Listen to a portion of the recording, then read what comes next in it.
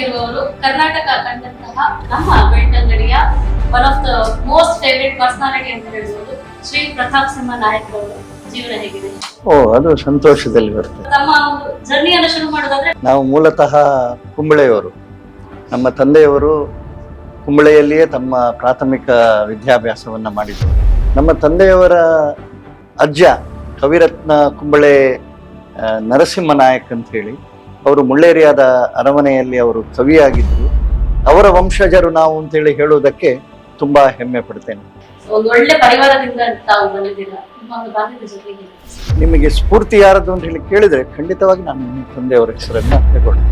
ತಮ್ಮ ಲಾಯರ್ ವೃತ್ತಿಯನ್ನ ತಾವು ಶುರು ಮಾಡ್ತೀರಾ. ಸಮಾಜಕ್ಕೋಸ್ಕರ ಕೆಲಸ ಮಾಡಿದ ದೃಷ್ಟಿಯಲ್ಲಿ ಬೇರೆ ಬೇರೆ ಕಡೆಯಿಂದ ನಮಗೆ ಸಮಾಜ ಸಹಾಯ ಮಾಡಿತು. ಇಷ್ಟು ಜನ ಎಲ್ಲ ಕಷ್ಟಪಟ್ಟು ಗೆಲ್ಲಿಸಿದಂತಹ ಪಾರ್ಟಿಯ ಒಬ್ಬ ಅದರ ಫಲಾನುಭವಿ ಪಾರ್ಟಿಗೆ ದ್ರೋಹ ಮಾಡಿ ಹೋದ್ರಲ್ಲ ಅಂತ ಹೇಳುವಂತಹ ಒಂದು ಸಿಟ್ಟು ಬಂತು.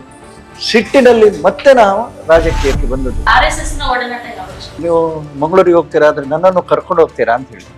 ಬಡತನ, ಮಂಗಳೂರಿಗೆ ಹೋಗುವ ಬಸ್ಸಿನ ಟಿಕೆಟು ಅವ್ರ ಹತ್ರ ಇಲ್ಲ. ಪ್ರತಿಭಟನೆಗೆ ಒಂದು ಸಂಖ್ಯೆ, ಅವರಿಗೆ ಪಾಪ ಮಂಗಳೂರು ನೋಡುವ ಆಲೋಚನೆ. ನಾವು ನೋಡ್ತಾ ಇದ್ದ ಹಾಗೆ ಪೊಲೀಸರು ಅವನನ್ನು 7-8 ಜನ ಸೇರಿ ಸಿಕ್ಕಾಪಟ್ಟೆ ಹೊಡೆದ್ರು. ಅವನು ಹೇಳ್ತಾ ಇದ್ದ, ನಾನು ಮಂಗಳೂರು ನೋಡ್ಲಿಕ್ಕೆ ಬಂದವ ಅಂತ ಹೇಳಿ. ಯಾವ ವ್ಯಕ್ತಿ ಸಂಘಟನೆಯನ್ನ ಬಿಟ್ಟು ಹೊರಗೆ ಹೋಗ್ತಾರೆ, ಅವರು ನನ್ನಿಂದಾಗಿಯೇ ಸಂಘಟನೆ ಅಂತ ಹೇಳಿ ಏನಾದ್ರು ತಿಳ್ಕೊಂಡ್ರೆ ಅವ್ರ ನಷ್ಟ ಅವರಿಗೆ. ಇಲ್ಲಿ ಪ್ರಧಾನಿಯೂ ಕಾರ್ಯಕರ್ತನೇ, ಬೂತ್ ಮಟ್ಟದ ಕಾರ್ಯಕರ್ತನೇ. ಎಲ್ಲಿಯವರೆಗೆ ಆ ಮನಸ್ಥಿತಿ ಇದೆ ಅಲ್ಲಿಯವರೆಗೆ ನಮ್ಮ ಪಾರ್ಟಿ ಖಂಡಿತವಾಗಿ ಬೆಳೀತದೆ. ನಿಮಗೆ ಯಾವುದಾದ್ರೂ ಸ್ಥಾನಮಾನ ಸಿಗಬೇಕು ಅಂತ ಹೇಳುವಂಥದ್ದು ಇದೆ ಅಂತ ಹೇಳಿ ಆದ್ರೆ ಅದು ನನ್ನ ಅನುಭವ, ಅದು ನಿಮ್ಮನ್ನ ಹುಡುಕಿಕೊಂಡು ಬಂದು ನಿಮಗೆ ಕೊಡ್ತದೆ. ಈ ರಾಜಕೀಯದ ಹಿಂದೆ ಹೋದದರ ಪರಿಣಾಮವಾಗಿ ವೈಯಕ್ತಿಕ ಜೀವನ, ಕೌಟುಂಬಿಕ ಜೀವನವನ್ನ ನಾವು ಕಳ್ಕೊಂಡಿದ್ದೇವೆ ಅಂತ ಹೇಳಿ ಹೇಳ್ಬೋದು. ನಿಮ್ಗೆ ಲೈಫ್ ಎಷ್ಟು ಪರಿಪೂರ್ಣ ಅಂತ ಅನ್ಸುತ್ತಾ? ಐ ಆಮ್ ಸ್ಯಾಟಿಸ್ಫೈಡ್, ತೃಪ್ತ. ನೀವ್ ಯಾರಿಗಾದ್ರೂ ಥ್ಯಾಂಕ್ಸ್ ಹೇಳ್ಬೇಕು, ಸಾರಿ ಹೇಳ್ಬೇಕು ಅಂತಿದ್ರೆ ಯಾರಿಗೆ ಹೇಳ್ಬೇಕು ಅಂತಿದ್ರೆ? ಥ್ಯಾಂಕ್ಸ್ ನಾನು RSS ಗೆ ಹೇಳಬೇಕು. ಗೈಯುವ ಬಾನವ ಯುಗ ನಿರ್ಮಾಣ, ಸಮಾಜ ದೇವತೆಗರ್ಪಿತವಾಗಲಿ. ಹಾಯ್, ಹಲೋ, ನಮಸ್ಕಾರ. ನಾನು ನಿಮ್ಮ ಪ್ರೀತಿಯ ರಚನಾ ಗುಡಿಗ. Yet again we are in an exclusive episode, so welcome to ಆರೋಹಣ ಪಾಡ್ಕಾಸ್ಟ್. ತಮ್ಗೆಲ್ಲರಿಗೂ ಆರೋಹಣ ಪಾಡ್ಕಾಸ್ಟ್ ಚಾನೆಲ್ಗೆ ಪ್ರೀತಿಯ ಸ್ವಾಗತವನ್ನ ಕೊಡ್ತಾ ಇದ್ದೇನೆ. ಇವತ್ತು ನಮ್ಮ ಜೊತೆಯಾಗಿರುವವರು ಕರ್ನಾಟಕ ಕಂಡಂತಹ ಬಹು ಅಪರೂಪದ ವಿಶಿಷ್ಟವಾದಂತಹ ವ್ಯಕ್ತಿತ್ವ, ತಾಳ್ಮೆಯ ಪ್ರತಿರೂಪ ಇವರು. ಸದಾ ಹಸನ್ಮುಖಿ, ಪ್ರಖರ ವಾಗ್ಮಿಗಳು, ನ್ಯಾಯವಾದಿಗಳು, ಸಾಮಾಜಿಕ, ರಾಜಕೀಯ, ಧಾರ್ಮಿಕ ಕ್ಷೇತ್ರಗಳಲ್ಲಿ ತನ್ನನ್ನ ಸಕ್ರಿಯವಾಗಿ ತೊಡಗಿಸಿಕೊಂಡಂತಹ ವ್ಯಕ್ತಿತ್ವ ಇವರು. ಹಾಗೆಯೇ ವಿಧಾನ ಪರಿಷತ್ತಿನ ಸದಸ್ಯರು ಹೌದು.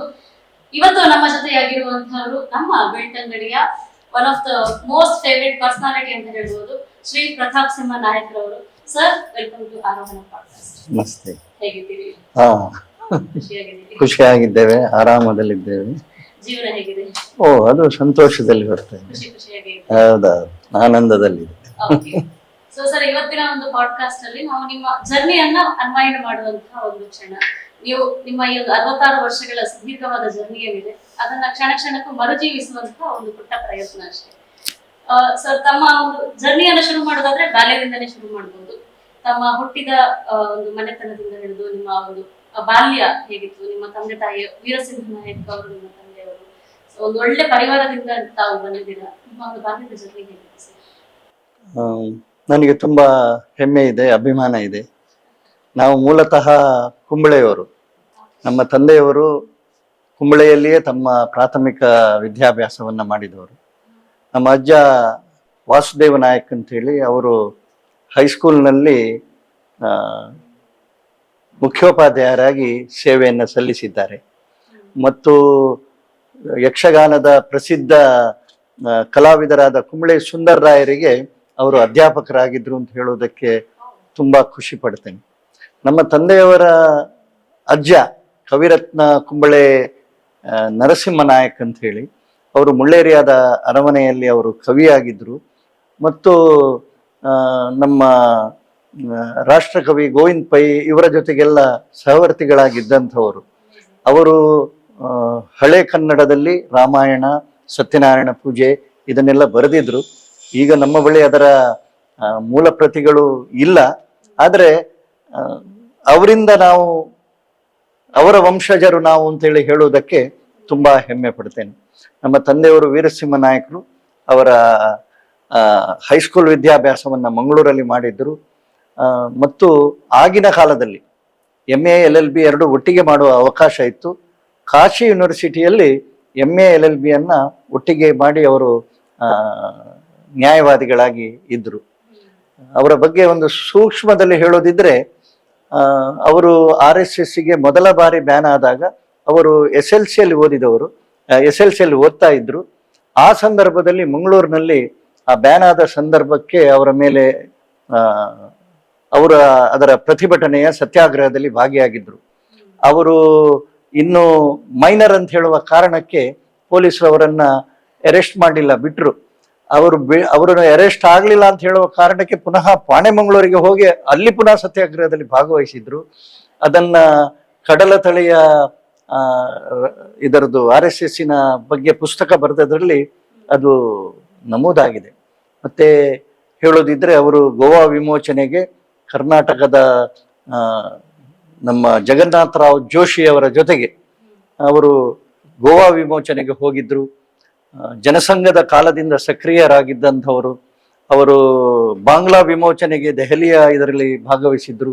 ಅದರ ಜೊತೆಗೆ ತುರ್ತು ಪರಿಸ್ಥಿತಿಯ ಸಂದರ್ಭದಲ್ಲಿ ಅವರನ್ನ ಜೈಲುವಾಸ ಅನುಭವಿಸಬೇಕಾಯಿತು. 18 ತಿಂಗಳು ಅವರು ಜೈಲುವಾಸ, ಕಾರಾಗೃಹವಾಸವನ್ನ ಮಂಗಳೂರು, ಬೆಂಗಳೂರು, ಬಳ್ಳಾರಿ 3 ಕಡೆ ಲಾಲಕೃಷ್ಣ ಅದ್ವಾನಿ ಅವರ ಜೊತೆಗೆ ಬೆಂಗಳೂರಲ್ಲಿ ಇದ್ರು. 18 ತಿಂಗಳ ಕಾಲ ಅವರು ಈ ತುರ್ತು ಪರಿಸ್ಥಿತಿಯ ಹೋರಾಟದ ಸಂದರ್ಭದಲ್ಲಿ ಜೈಲಿನಲ್ಲಿದ್ದರು.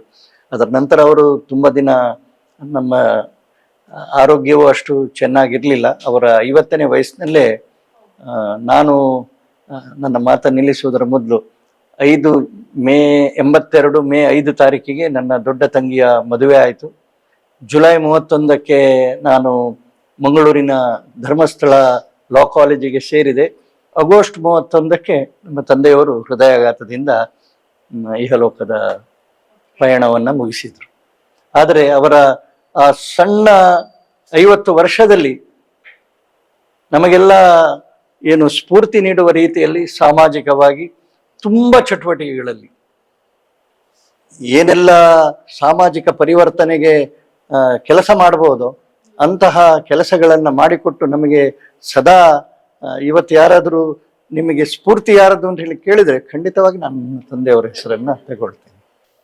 ಸರ್, ನಿಮ್ಮ ಸ್ಕೂಲ್ ಡೇಸ್ ಇರ್ಬೋದು, ಆ ಬಾಲ್ಯದಲ್ಲಿ ನಿಮ್ಮ ಹಾಗೂ ನಿಮ್ಮ ಕುಟುಂಬದವರ ಜೊತೆಗೆ ನಾವು ಒಡನಾಟ, ಆ ಒಂದು ತುಂಟತನ ಇರುತ್ತೆ, ವಯೋಸಹಜವಾಗಿ ಬರುವಂತದ್ದು, ಆಗಿನ ಸಂದರ್ಭದಲ್ಲಿ ಹೇಗಿತ್ತು?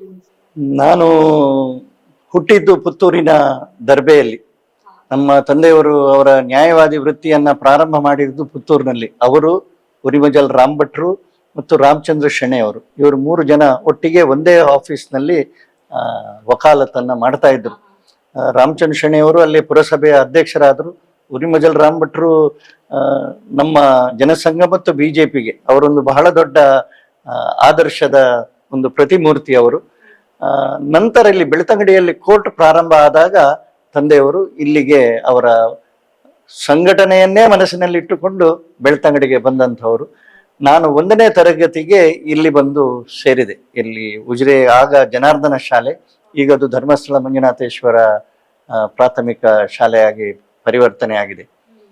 1ರಿಂದ 7ನೇ ತರಗತಿಯವರೆಗೆ ನಮ್ಮದು ಒಂದು ರೀತಿಯಲ್ಲಿ ನಮ್ಮ ಕುಟುಂಬದಲ್ಲಿ ತುಂಬ ಮಂದಿ, ನಮ್ಮ ಮನೆಯಿಂದ ಶಾಲೆಗೆ ಹೋಗುದು ಅಂತ ಹೇಳಿದ್ರೆ ಒಂದು ಸಣ್ಣ ಶಾಲೆಗೆ ಹೊರಟಾಗೆ ಅಷ್ಟು ಮಂದಿ 10, 12, 13 ಜನವೂ ಇರ್ತಿದ್ರು.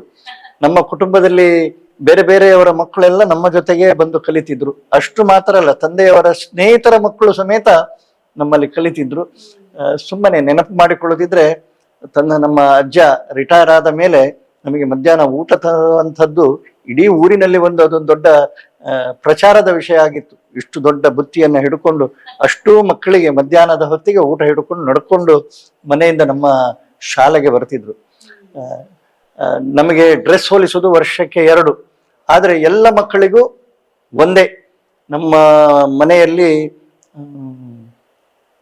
ಪರಿಶಿಷ್ಟ ಜಾತಿಗೆ ಸೇರಿದಂತಹ ಅಮ್ಮು ಅಂತ ಹೇಳುವಂಥವ್ರು ಸಹ ನಮ್ಮ ಮನೆಯಲ್ಲಿ ಕಲ್ತಿದ್ರು.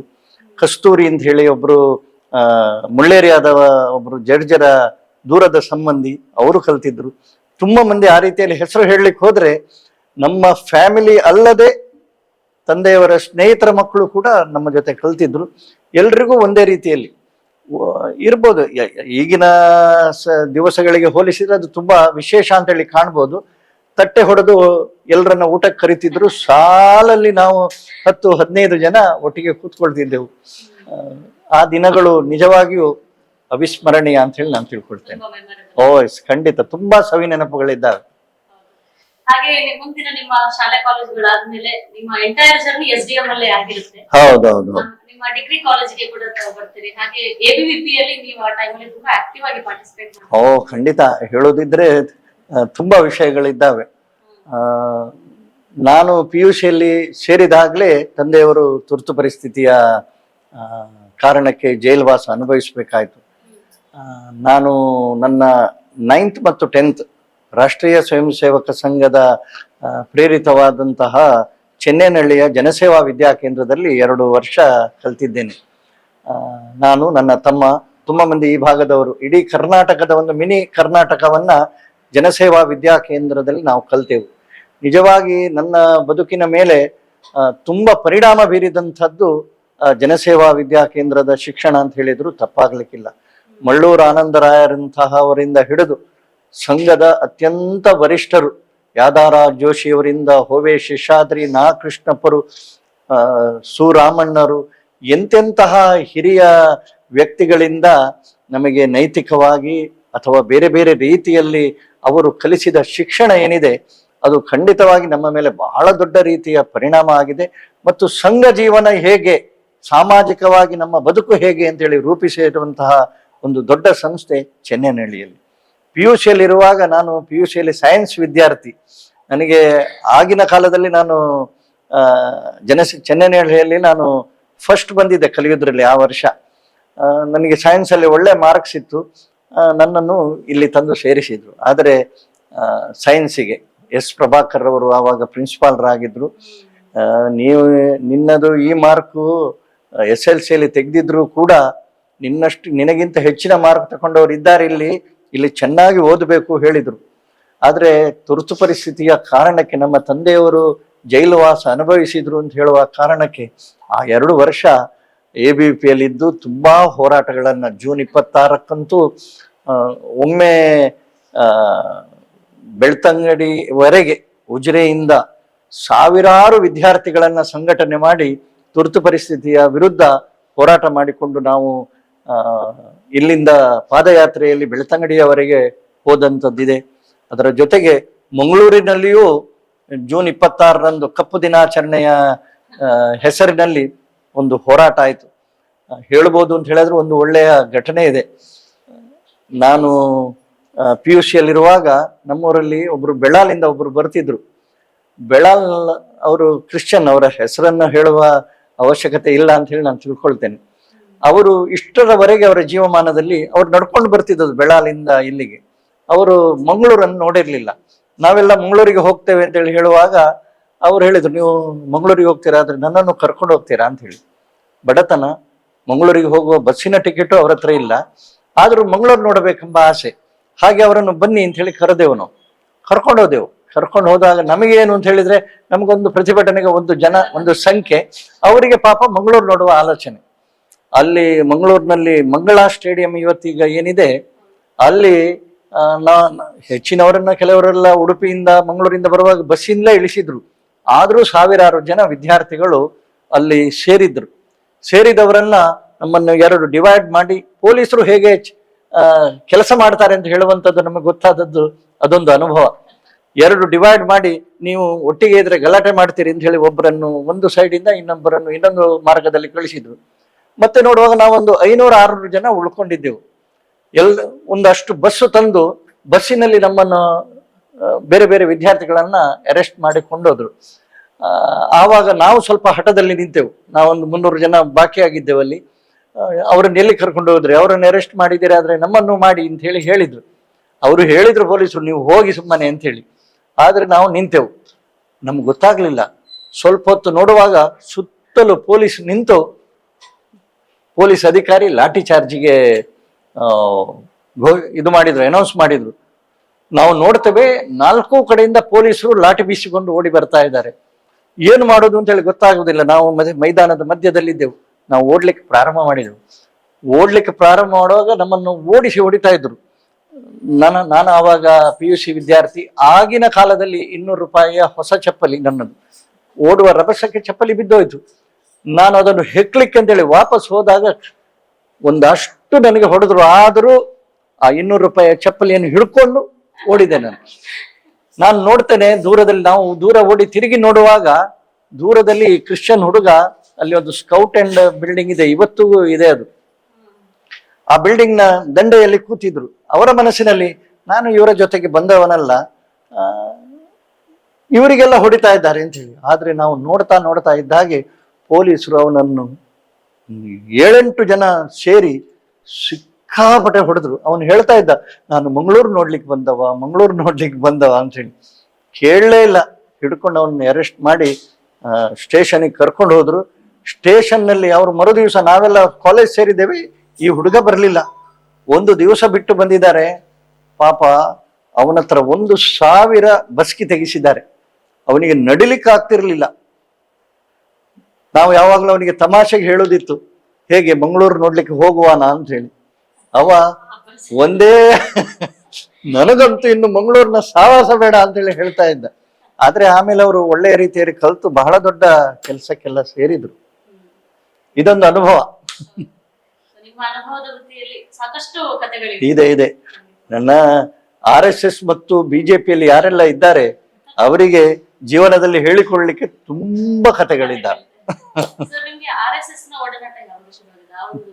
ಬಾಲ್ಯದಿಂದಲೇ ನಮ್ಮ ತಂದೆಯವರು RSS ಇದ್ದದ್ರಿಂದಾಗಿ ಉಜಿರೆ ಜನಾರ್ದನ ದೇವಸ್ಥಾನದಲ್ಲೇ ಶಾಖೆ ನಡೀತಾ ಇದ್ರು. ಶೇಷಗಿರಿ ಶೆಣೈ ಅಂತ ಹೇಳುವಂಥವ್ರು, ಪ್ರಭಾಕರ್ ಶೆಣೈ ಅಂತ ಹೇಳುವಂಥವ್ರು, ತುಂಬಾ ಮಂದಿ ನಮಗೆ ಸಂಘದ ಶಿಕ್ಷಣಕ್ಕೆ ಕರೀತಿದ್ರು.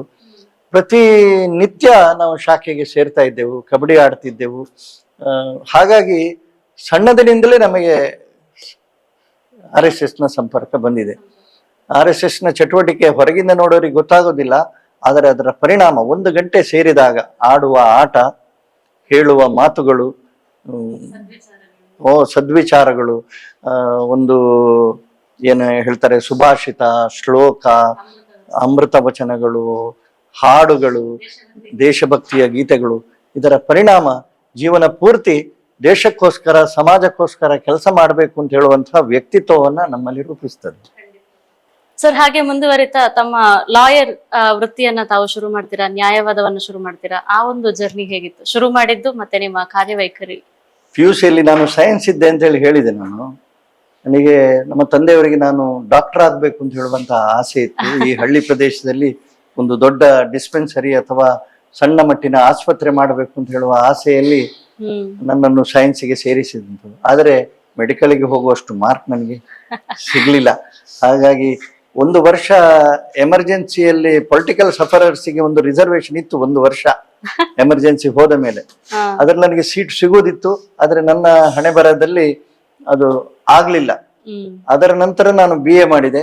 BA ನಂತರ ಸಹಜವಾಗಿ ಅಷ್ಟೊತ್ತಿಗಾಗುವ PUCಯ ನಾನು ಇಲ್ಲಿ ಡಿಗ್ರಿ ಮಾಡಿದೆ. ಉಜಿರೆ ಕಾಲೇಜಿನಲ್ಲಿ ನಾನು ವಿದ್ಯಾರ್ಥಿ ಸಂಘದ ಅಧ್ಯಕ್ಷನೂ ಕೂಡ ಆಗಿದ್ದೆ. ಅದಾದ ನಾನು ಮೈಸೂರು ಯೂನಿವರ್ಸಿಟಿಯ ಕೊನೆಯ ಬ್ಯಾಚ್ BAಯಲ್ಲಿ. LLBಯಲ್ಲಿ ನಾನು ಮಂಗಳೂರು ಯೂನಿವರ್ಸಿಟಿಯ ಮೊದಲನೇ ಬ್ಯಾಚ್ LLBಯಲ್ಲಿ. ನಾನು ಲಾ ಕಾಲೇಜಿಗೆ ಸೇರಿದ ತಕ್ಷಣ ನಮ್ಮ ತಂದೆಯವರು ತೀರಿಕೊಂಡ್ರು, ಅದೇ ಆಗ ಹೇಳಿದ ಹಾಗೆ. ಅದರ ನಂತರ ಬಹಳ ಗೊಂದಲ, ಜೀವನದಲ್ಲಿ ಬಹಳ ಗೊಂದಲ. ಯಾಕೆಂದ್ರೆ ಅವರು ಒಬ್ಬರೇ ನಮ್ಮ ಕುಟುಂಬದ ಅರ್ನಿಂಗ್ ಮೆಂಬರ್. ಹೌದೌದು, ನಮಗೆ ಬೇರೆ ಏನೂ ವ್ಯವಸ್ಥೆ ಇರಲಿಲ್ಲ. ಆದರೆ ಸಮಾಜಕ್ಕೋಸ್ಕರ ಕೆಲಸ ಮಾಡಿದ ದೃಷ್ಟಿಯಲ್ಲಿ ಬೇರೆ ಬೇರೆ ಕಡೆಯಿಂದ ನಮಗೆ ಸಮಾಜ ಸಹಾಯ ಮಾಡಿತು. ನಾವು ಹೇಳ್ತೇವೆ ನೋಡಿ, ನಾವು ಜೀವನದಲ್ಲಿ ಏನು ಒಳ್ಳೇದು ಮಾಡ್ತೇವೆ ಅದು ಖಂಡಿತವಾಗಿ ಬೇರೆ ರೂಪದಲ್ಲಿ, ಬೇರೆ ಸಂದರ್ಭದಲ್ಲಿ ಖಂಡಿತವಾಗಿ ಸಿಗ್ತದೆ. ನನಗೆ LLB ಮಾಡೋದಕ್ಕೆ ಒಂದು ಕುಟುಂಬದವರು ಸಹಾಯ ಮಾಡಿದ್ರು. ನನ್ನ ನಾವು ಬಾಡಿಗೆ ಮನೆಯಲ್ಲಿದ್ದೆವು. ನನ್ನ LLB ಮುಗಿದು ನಾನು ಮತ್ತೆ ಬರುವವರೆಗೆ ಬಾಡಿಗೆಯನ್ನು ಅವರು ತಗೊಳ್ಳಿಲ್ಲ. ಒಬ್ರು ಸಂಘದ ಹಿರಿಯರು ನಮ್ಮ ಮನೆಗೆ ಊಟದ ಅಕ್ಕಿಯ ವ್ಯವಸ್ಥೆ ಮಾಡ್ತಾ ಇದ್ರು. ನನ್ನ ಜೊತೆಗೆ ನನ್ನ ತಂಗಿಯಂದಿರು ತಮ್ಮಂದಿರು ಎಲ್ಲರೂ ಇದ್ರು. ಯಾರು ಎಲ್ಲ ಕಲಿಕೆಯ ಹಂತದಲ್ಲಿ ಇದ್ದಂಥವ್ರು. ಆದರೆ ದೇವರು ಒಂದು ದಾರಿಯನ್ನ, ಸಮಾಜ ನಮ್ಮ ಜೊತೆಗೆ ನಿಂತು ತಂದೆಯವರು ಮಾಡಿದ ಒಳ್ಳೆಯದರ ಪರಿಣಾಮ ಏನಿದೆ ಅದು ಖಂಡಿತವಾಗಿ ನಮಗೆ ಶಕ್ತಿಯಾಗಿ ನಿಂತಿತು. ತಂದೆಯವರು ತೀರಿದ ತಕ್ಷಣ ನಾವು ತುಂಬಾ ಗೊಂದಲದಲ್ಲಿದ್ದೆ. ಒಂದು ಮಾತು ಹೇಳಬೇಕು ಅಂತ ಹೇಳಿ ನಾನು ತಿಳ್ಕೊಳ್ತೇನೆ. ಭದ್ರಗಿರಿ ಅಚ್ಚುದಾಸರು ಯಾರು ಯಾವಾಗ ಬಂದ್ರು ನಮ್ಮ ಮನೆಯಲ್ಲೇ ಉಳ್ಕೊಳ್ತಿದ್ರು.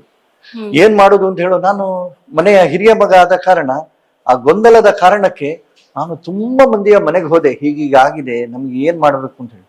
ಆವಾಗ ಭದ್ರಗಿರಿ ಅಚ್ಚುದಾಸರು ಹೇಳಿದ್ರು, ನೀನು ಹೀಗೆಲ್ಲ ಎಲ್ಲರ ಮನೆಗೆ ಹೋದ್ರೆ ಯಾರೂ ನಿನಗೆ ಸಹಾಯ ಸಹಕಾರ ಕೊಡೋದಿಲ್ಲ. ಎಲ್ರಿಗೂ ಅವರದೇ ಆದಂತಹ ಸಮಸ್ಯೆಗಳು ಇರ್ತದೆ. ನಿನ್ನ ಏನು ಈಗ ನಿನಗೆ ಲಾ ಕಾಲೇಜಿಗೆ ನಿಮ್ಮ ತಂದೆಯವರು ಸೇರಿಸಿದ್ದಾರೆ, ಅದನ್ನು ನೀನು ಚೆನ್ನಾಗಿ ಓದು. 1 ವರ್ಷ ತಂದೆಯವರು ಇಲ್ಲದ ಕಾರಣಕ್ಕೆ ಅಟೆಂಡೆನ್ಸ್ ಶಾರ್ಟೇಜಿನ ದೃಷ್ಟಿಯಲ್ಲಿ ಮನಸ್ಸಿನ ಗೊಂದಲದ ಕಾರಣಕ್ಕೆ ನನ್ನ 1 ವರ್ಷ LLBಯಲ್ಲಿಯೂ ಹೋಯ್ತು. ಆದ್ರೆ LLB ಮುಗಿಸಿದ ನಂತರ ಮತ್ತೆ ಪುನಃ ತಂದೆಯವರು ಮಾಡಿದ ಒಳ್ಳೆತನ ಏನಿದೆ ನನಗೆ ಸಿಕ್ಕಿತು. ನಾನು ಪ್ರಾಕ್ಟೀಸ್ ಶುರು ಮಾಡಿದ 1 ವರ್ಷದಲ್ಲಿ ತಂದೆಯವರ ಹೆಸರಿನ ಕಾರಣಕ್ಕೆ, ನಮ್ಮ ಆಫೀಸ್ನ ಮೇಲಿರುವ ಜನರ ಅಭಿಮಾನದ ಕಾರಣಕ್ಕೆ 1 ವರ್ಷದಲ್ಲಿ ನನ್ನ ಜೀವನ ಸುಧಾರಿಸುವಷ್ಟರ ಮಟ್ಟಿಗೆ ಕೇಸುಗಳು ಅಥವಾ ಪ್ರಾಕ್ಟೀಸ್ ನನಗೆ ಸಿಗುವುದಕ್ಕೆ ಶುರುವಾಯಿತು. LLBಯಲ್ಲಿ ಆವಾಗ ಬೆಳಿಗ್ಗೆ ಮತ್ತು ಸಂಜೆ ಮಾತ್ರ ಇತ್ತು. ನಾನು ಮಧ್ಯದಲ್ಲಿ ಬೇರೆ ಒಬ್ಬರ ಕಂಪನಿಯಲ್ಲಿ ಒಂದು ಉಳಿದ ಸಮಯದಲ್ಲಿ ಕೆಲಸ ಮಾಡ್ತಾ ಇದ್ದೆ. ಅದು ಹೇಳಲಿಕ್ಕೆ ಹೋದ್ರೆ ತುಂಬಾ ಜೀವನದಲ್ಲಿ ಮನುಷ್ಯನಿಗೆ ಕಷ್ಟ ಬಂದಾಗಲೇ ಜೀವನದ ನಿಜವಾದಂತಹ ಅರ್ಥ ಬರ್ತದೆ, ಒಳಗಿನ ಶಕ್ತಿಯು ಜಾಗೃತ ಆಗ್ತದೆ.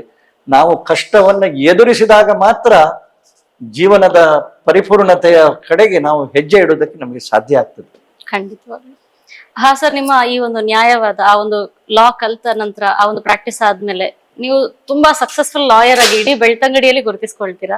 ಸೊ ನೀವು ಡೀಲ್ ಮಾಡಿದಂತಹ ಯಾವ್ದಾದ್ರು ಒಂದು ಹೈ ಎಂಡ್ ಕೇಸ್ ನಿಮ್ಗೆ ತುಂಬಾ ಮರಿಲಿಕ್ಕೆ ಸಾಧ್ಯ ಇಲ್ಲ ಲೈಫ್ ಅಲ್ಲಿ, ತುಂಬಾ ಕೇಸ್ಗಳಿರ್ಬೋದು, ಕೆಲವೊಂದನ್ನ ಹಂಚ್ಕೊಳ್ಳೋದಾದ್ರೆ ಯಾವ ತರದಿತ್ತು? ನಾನು ಒಂದು ಮಾತು ಹೇಳಬೇಕು. ನಮ್ಮ ತಂದೆಯವರು ತೀರಿದ ಮೇಲೆ 83ನೇ ಇಸ್ವಿ ಆವಾಗ ಪ್ರಥಮ ಬಾರಿಗೆ ಬೆಳ್ತಂಗಡಿಯಲ್ಲಿ BJP ಗೆದ್ದಿತು. 2 seat I think. ಅಲ್ಲಲ್ಲ, 18 ಸೀಟು ಆವಾಗ ಕರ್ನಾಟಕದಲ್ಲಿ ಬಂದಿತ್ತು. ಅದರಲ್ಲಿ 8 ಸೀಟು ದಕ್ಷಿಣ ಕನ್ನಡದ್ದೇ ಸೀಟುಗಳು. ಬೆಳ್ತಂಗಡಿಯಲ್ಲಿ ಪ್ರಥಮ ಬಾರಿಗೆ BJP ಗೆದ್ದಿತ್ತು. ನನಗೆ ಆಗ ಕಂಡದ್ದು ಸಂತೋಷ. ಯಾರ್ಯಾರೋ ಎಷ್ಟೆಷ್ಟೋ ಕಷ್ಟ ಬಂದದರ ಪರಿಣಾಮ ನಾವು, ಯಾಕೆಂದ್ರೆ ನೇರ ಈ ಹೋರಾಟಗಳನ್ನೆಲ್ಲ ನೋಡಿದ್ದೇವೆ, ವಿಟ್ನೆಸ್ ಮಾಡಿದ್ದೇವೆ. ನಮ್ಮ ತಂದೆಯವರು ಒಮ್ಮೆ ಚುನಾವಣೆಗೆ ನಿಂತಿದ್ರು. ಅದು ವೈಕುಂಠ ಬಾಳಿಗರ ಎದುರು ಚುನಾವಣೆಗೆ ನಿಂತಿದ್ರು ಅವರು. ಆಮೇಲೆ ಸ್ಪೀಕರ್ ಆದ್ರು ಕಾಂಗ್ರೆಸ್ ಇಂದ ಯಾರು ನಿಂತರೂ ಗೆಲ್ಲುವಂತಹ ಒಂದು ವಾತಾವರಣದ ಮಧ್ಯೆ ಆವಾಗ ಜನಸಂಘದಿಂದ ನಮ್ಮ ತಂದೆಯವರು ಚುನಾವಣೆಗೆ ನಿಂತಿದ್ರು. ಮತ್ತು ನಾನು ನೋಡಿದ್ದೇನೆ ಎಷ್ಟು ಕಷ್ಟ ಬರ್ತಿದ್ರು. ಎಲ್ಲ ರೀತಿಯಲ್ಲಿಯೂ ನಾವು ಗೆಲ್ಲುವುದಿಲ್ಲ ಅಂತ ಹೇಳುವಂಥದ್ದು ನಿಶ್ಚಿತ ಇದ್ದರೂ ಕೂಡ ವಿಚಾರ ಪಾರ್ಟಿ ಬೆಳಿಬೇಕು ಅಂತ ಹೇಳುವಂತಹ ಕಾರಣಕ್ಕೆ ಎಂತೆಂತಹ ಕಾರ್ಯಕರ್ತರು ಈ ಪಾರ್ಟಿಯನ್ನ ಕಟ್ಟಿ ಬೆಳೆಸಿದ್ದಾರೆ ಅಂತ ಹೇಳುವಂಥದ್ದನ್ನು ನಾನು ನೋಡಿದ್ದೇನೆ. ಹಾಗಾಗಿ 83ರಲ್ಲಿ ಆಯ್ತು, 85ರಲ್ಲಿ ಮತ್ತೆ ಪುನಃ ಇಲ್ಲಿ BJP ಗೆದ್ದಿತು. ನಮ್ಮಲ್ಲಿಂದ ಗೆದ್ದವರು ಒಂದು ಚೂರು ಏನು ಅಸ್ಥಿರವಾಗಿ ಬೇರೆ ಪಾರ್ಟಿಗೆ ಹೋಗುವಂಥದ್ದನ್ನು ಮಾಡಿದ್ರು. 89ರಲ್ಲಿ ಅವರು ಪಾರ್ಟಿ ಬಿಟ್ಟು ಹೋದ್ರು. ಆವಾಗ ನಾನು ಪ್ರಾಕ್ಟೀಸ್ ಶುರು ಮಾಡಿ 2 ವರ್ಷ ಆಗಿದೆ ಅಷ್ಟೇ. ಆವಾಗ ನನಗೆ ಖಂಡಿತ, ಇಲ್ಲಾದ್ರೆ ನಾನು ರಾಜಕೀಯಕ್ಕೆ ಹೋಗುವವ ಅಲ್ಲ. ನಮ್ಮ ಮನೆಯ ಪರಿಸ್ಥಿತಿಗೆ ನಾವು ರಾಜಕೀಯಕ್ಕೆ ಹೋಗುವಂತಹ ಸ್ಥಿತಿಯೇ ಇರಲಿಲ್ಲ. ಆದರೆ ಇಷ್ಟು ಜನ ಎಲ್ಲ ಕಷ್ಟಪಟ್ಟು ಗೆಲ್ಲಿಸಿದಂತಹ ಪಾರ್ಟಿಯ ಒಬ್ಬ ಅದರ ಫಲಾನುಭವಿ ಈ ಪಾರ್ಟಿಯನ್ನೇ ಬಿಟ್ಟು ಒಂದು ಅರ್ಥದಲ್ಲಿ ಪಾರ್ಟಿಗೆ ದ್ರೋಹ ಮಾಡಿ ಹೋದ್ರಲ್ಲ ಅಂತ ಹೇಳುವಂತಹ ಒಂದು ಸಿಟ್ಟು ಬಂತು.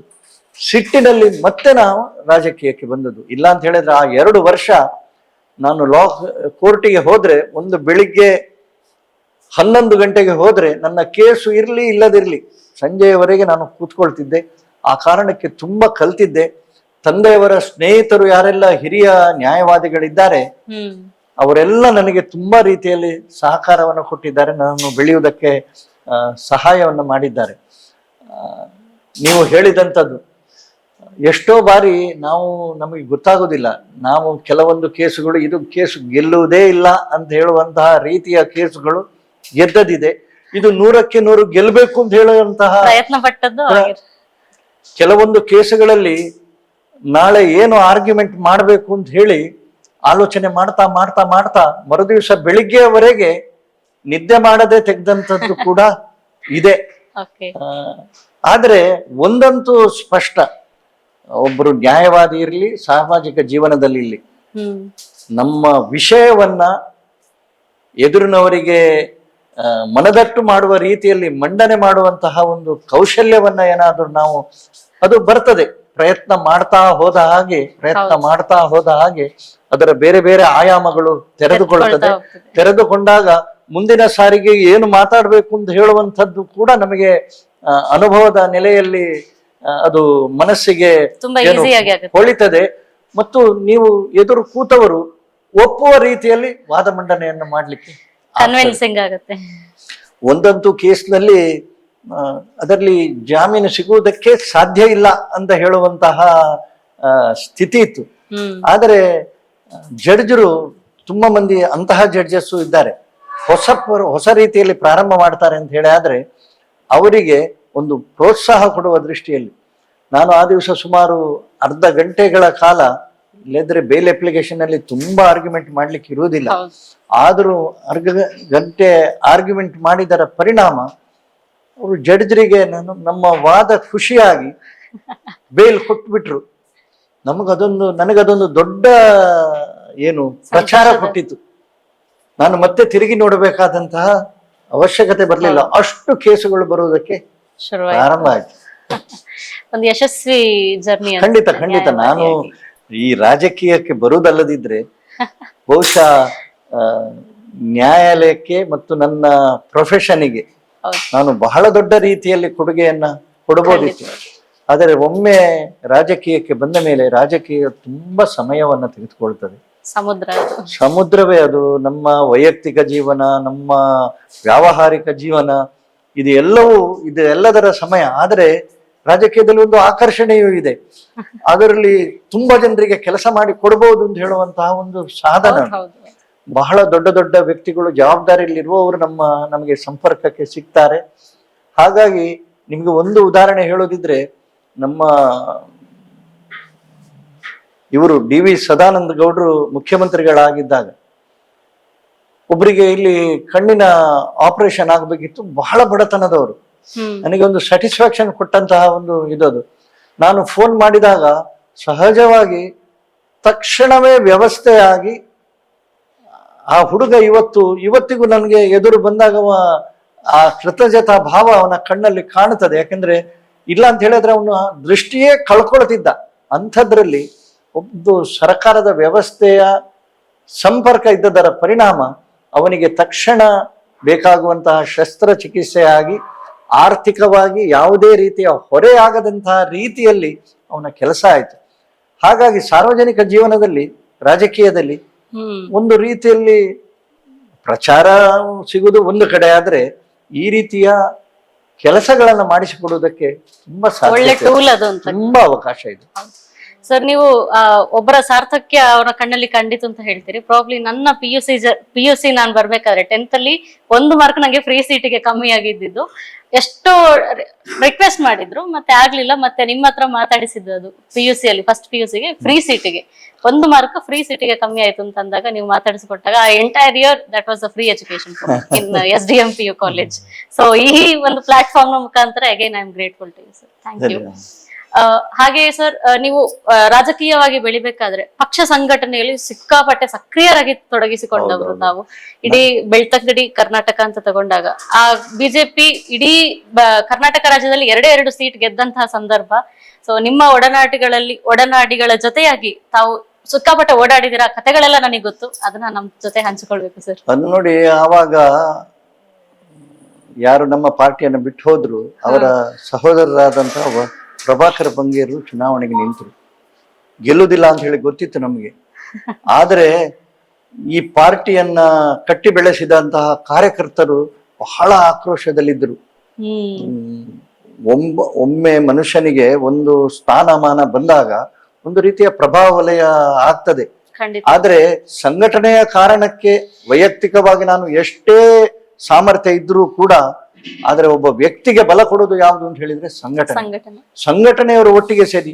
ನಾನು ಹೇಳಿದೆ ಅಲ್ಲ, ಮೊದಲ ಬಾರಿಗೆ ಬಿಜೆಪಿ ಗೆದ್ದಾಗ ಕೆಲವರಿಗೆ ವ್ಯಕ್ತಿಗತವಾಗಿ ಅವರ ಪರಿಚಯವೇ ಇರಲಿಲ್ಲ. ವಸಂತ ಬಂಗೇರು ನಮ್ಮ ಪಾರ್ಟಿಯಿಂದ ನಿಂತಿದ್ರು. ಕೆಲವು ಕಡೆ ವಸಂತ ಬಂಗೇರು ಯಾರು ಅಂತ ಹೇಳುವಂಥದ್ದನ್ನು ಪರಿಚಯ ಮಾಡಿಕೊಟ್ಟದ್ದು ಸಂಘಟನೆ. ಆ ಹಣವನ್ನ ಎಲ್ಲಿ ಹೋದ್ರು ಆವಾಗ ಚುನಾವಣೆಯ ಖರ್ಚನ್ನು ಕೂಡ ಭರಿಸಿದ್ದು ಯಾರು ಅಂತ ಹೇಳಿ ಕೇಳಿದ್ರೆ ಕಾರ್ಯಕರ್ತರು, ಪಾರ್ಟಿ. ಹಣದ ಮಾಲೆಯನ್ನು ತಂದು ಹಾಕ್ತಾ ಇದ್ರು. ಪ್ರಪ್ರಥಮ ಬಾರಿಗೆ ಇಲ್ಲಿ ಗೆದ್ದಾಗ ಇಂತಹ ಒಂದು ಪಾರ್ಟಿಗೆ ಜನರ ರಕ್ತವನ್ನ ಬೆವರು ಮಾಡಿ ಕಟ್ಟಿದಂತಹ ಪಾರ್ಟಿಗೆ ಒಂದು ವಿಚಾರಕ್ಕೋಸ್ಕರ ಇದ್ದ ಪಾರ್ಟಿಯನ್ನ ಬಿಟ್ಟು ಹೋದ್ರಲ್ಲ ಅಂತ ಹೇಳುವ ಹಠದಲ್ಲಿ ಈ ಪಾರ್ಟಿಯನ್ನ ಮತ್ತೆ ಕಟ್ಟಬೇಕು ಅಂತ ಹೇಳಿ ನಾವು ಹೊರಟೆವು. 8,000 ಓಟ್ ಸಿಕ್ಕಿತ್ತು. ಆವಾಗ ನಾನು ಮತ್ತು ಪ್ರಸಾದರು ನನ್ನನ್ನು ಅಧ್ಯಕ್ಷರು ಮಾಡಿದ್ರು, ಅವರನ್ನು ಪ್ರಧಾನ ಕಾರ್ಯದರ್ಶಿ ಮಾಡಿದ್ರು. ಸಣ್ಣ ವಯಸ್ಸು. ನಾವು ಬೈಕಲ್ಲಿಯೇ ಆವಾಗ 5 ಜಿಲ್ಲಾ ಪಂಚಾಯತಿನ ಕ್ಷೇತ್ರಗಳಿತ್ತು. ಬೈಕಿನಲ್ಲಿ 2 ದಿವಸದ ಒಳಗೆ ನಾವು ಎಲ್ಲ ಕಡೆಗೆ ಓಡಾಡ್ತಿದ್ದೆವು. ಕೆಲವೊಮ್ಮೆ ನದಿಯಲ್ಲಿ ಬೈಕನ್ನ ದಾಟಿದಂತಹ, ಅಂದ್ರೆ ಹೋಗ್ಲಿಕ್ಕೆ ಬೇರೆ ವ್ಯವಸ್ಥೆಗಳಿಲ್ಲ. ನಾನು ಅಧ್ಯಕ್ಷ ಆಗಿದ್ದಾಗ ಪ್ರಭಾಕರ್ ಬಂಗೇರು, ಇವತ್ತು ಹೇಳಿದ್ರೆ ಯಾರಾದ್ರೂ ಆಶ್ಚರ್ಯ ಪಡ್ಬೋದು, ಪ್ರಭಾಕರ್ ಬಂಗೇರು 2ನೇ ಬಾರಿ ನಿಂತಾಗ ಅವರಿಗೆ 32,000 ಓಟು. ಆವಾಗ ನಾನು ಅಧ್ಯಕ್ಷ. ಆವಾಗ ಇಡೀ ಚುನಾವಣೆಗೆ ಆದ ಖರ್ಚು ಎಷ್ಟು ಅಂತ ಹೇಳಿ ಕೇಳಿದ್ರೆ 32,000 ರೂಪಾಯಿ. ಒಂದೇ ವಾಹನದಲ್ಲಿ ಮೈಕ್ ಕಟ್ತಾ ಇದ್ದೆವು, ಅನೌನ್ಸ್ಮೆಂಟು ಅದರಲ್ಲೇ, ಸಂಜೆ ಭಾಷಣವೂ ಅದರಲ್ಲೇ, ಎಲ್ಲದಕ್ಕೂ ಪೋಸ್ಟರ್ ಹಚ್ಚುವುದರಿಂದ ಎಲ್ಲದಕ್ಕೂ ಒಂದೇ ವಾಹನ ಇದ್ದಂತಹ ಸಂದರ್ಭ. ಆಮೇಲೆ ತುಂಬಾ, ಈಗಂತೂ ಅದನ್ನು ಆಲೋಚನೆ ಮಾಡ್ಲಿಕ್ಕೆ ಸಾಧ್ಯ ಇಲ್ಲದಂತಹ ಸಂಗತಿ. ಆದ್ರೆ ಅದರದ ನಂತರದ ಚುನಾವಣೆಯಲ್ಲಿ ಪ್ರಭಾಕರ್ ಬಂಗೇರು, ಕುಶಾಲಪ್ಪಗೌಡರು ಅಧ್ಯಕ್ಷರಾಗಿದ್ರು, ಪ್ರಭಾಕರ್ ಬಂಗೇರು ಗೆದ್ರು. ನಿಮ್ಮ ತೀರ್ಥರೂಪರು ಕಾರ್ಯದರ್ಶಿಗಳಾಗಿದ್ರು, ಕೃಷ್ಣಪ್ಪ ಗುಡಿಗಾರರು.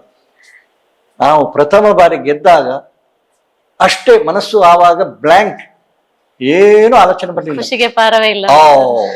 ಗೆದ್ದಿತು, ಮತ್ತೆ ಗೆದ್ದಿತು, ಸಂಘಟನೆ ಮತ್ತೆ ಗೆದ್ದಿತು ಅಂತ ಹೇಳುವಂತಹ ಭಾವನೆ. ಯಾವ ವ್ಯಕ್ತಿ ಸಂಘಟನೆಯನ್ನ ಬಿಟ್ಟು ಹೊರಗೆ ಹೋಗ್ತಾರೆ, ಅವರು ನನ್ನಿಂದಾಗಿಯೇ ಸಂಘಟನೆ ಅಂತ ಹೇಳಿ ಏನಾದ್ರು ತಿಳ್ಕೊಂಡ್ರೆ ಅವ್ರ ನಷ್ಟ ಅವರಿಗೆ. ಖಂಡಿತ. ಬಹುಶಃ ಇದೇ ಪಾರ್ಟಿಯಲ್ಲಿ ಕಂಟಿನ್ಯೂ ಮಾಡಿದ್ರೆ ಅವರು ವೈಯಕ್ತಿಕವಾಗಿ ಅವರಿಗೆ ಸಾಮರ್ಥ್ಯ ಇತ್ತು, ಮತ್ತೆ ಅವರು ಚುನಾವಣೆಯಲ್ಲಿ ಗೆದ್ರು, ಆ ಪ್ರಶ್ನೆ ಬೇರೆ. ಆದರೆ ಮನುಷ್ಯನ ಬದ್ಧತೆ ಏನಿದೆ ಅದು ಅಸ್ಥಿರ ಆದ ತಕ್ಷಣ 2 ಬಾರಿ ಅವರು ಚುನಾವಣೆಯಲ್ಲಿ ಸೋತ್ರಲ್ಲ. ಮತ್ತೆ ಪ್ರಭಾಕರ್ ಬಂಗೇರು ಸತತವಾಗಿ 2 ಬಾರಿ ಗೆದ್ರಲ್ಲ. ಖಂಡಿತವಾಗ್ಲು. ಹಾಗೆ ಸರ್, ನೀವು ಭಾರತೀಯ ಜನತಾ ಪಾರ್ಟಿಯಲ್ಲೇ ಕಂಟಿನ್ಯೂಸ್ ನಿಮ್ಮ ಜರ್ನಿ ಇರುವಂತದ್ದು. ನೀವು ಒಂದು ಕಂಪ್ಯಾರಿಸನ್ ತಗೊಳ್ಳೋದಾದ್ರೆ ಬೇರೆ ಎಲ್ಲ ಸಾಕಷ್ಟು ಪಾರ್ಟಿಗಳಿದಾವೆ, ಬಿಜೆಪಿ ಹೇಗೆ ಹೊರತಾಗಿದೆ ನಿಮ್ಮ ಒಂದು ಅನುಭವದ ಮುಖಾಂತರ ಹೇಳೋದಾದ್ರೆ? ಬಿಜೆಪಿ ವೈಚಾರಿಕವಾಗಿ ಈ ಮಣ್ಣಿನ ಮೂಲ ತತ್ವಗಳನ್ನ ಪ್ರತಿಬಿಂಬಿಸ್ತದೆ. ಭಾರತೀಯತೆ ಏನು ಅಂತ ಹೇಳುವಂಥದ್ದನ್ನ ಅದು ಗಟ್ಟಿಯಾಗಿ ಪ್ರತಿಪಾದಿಸ್ತದೆ. ಆ ಕಾರಣಕ್ಕೆ ಪಾರ್ಟಿ ಇವತ್ತು ಬಹಳ ದೊಡ್ಡ ಪ್ರಮಾಣದಲ್ಲಿ ಜನರಿಗೆ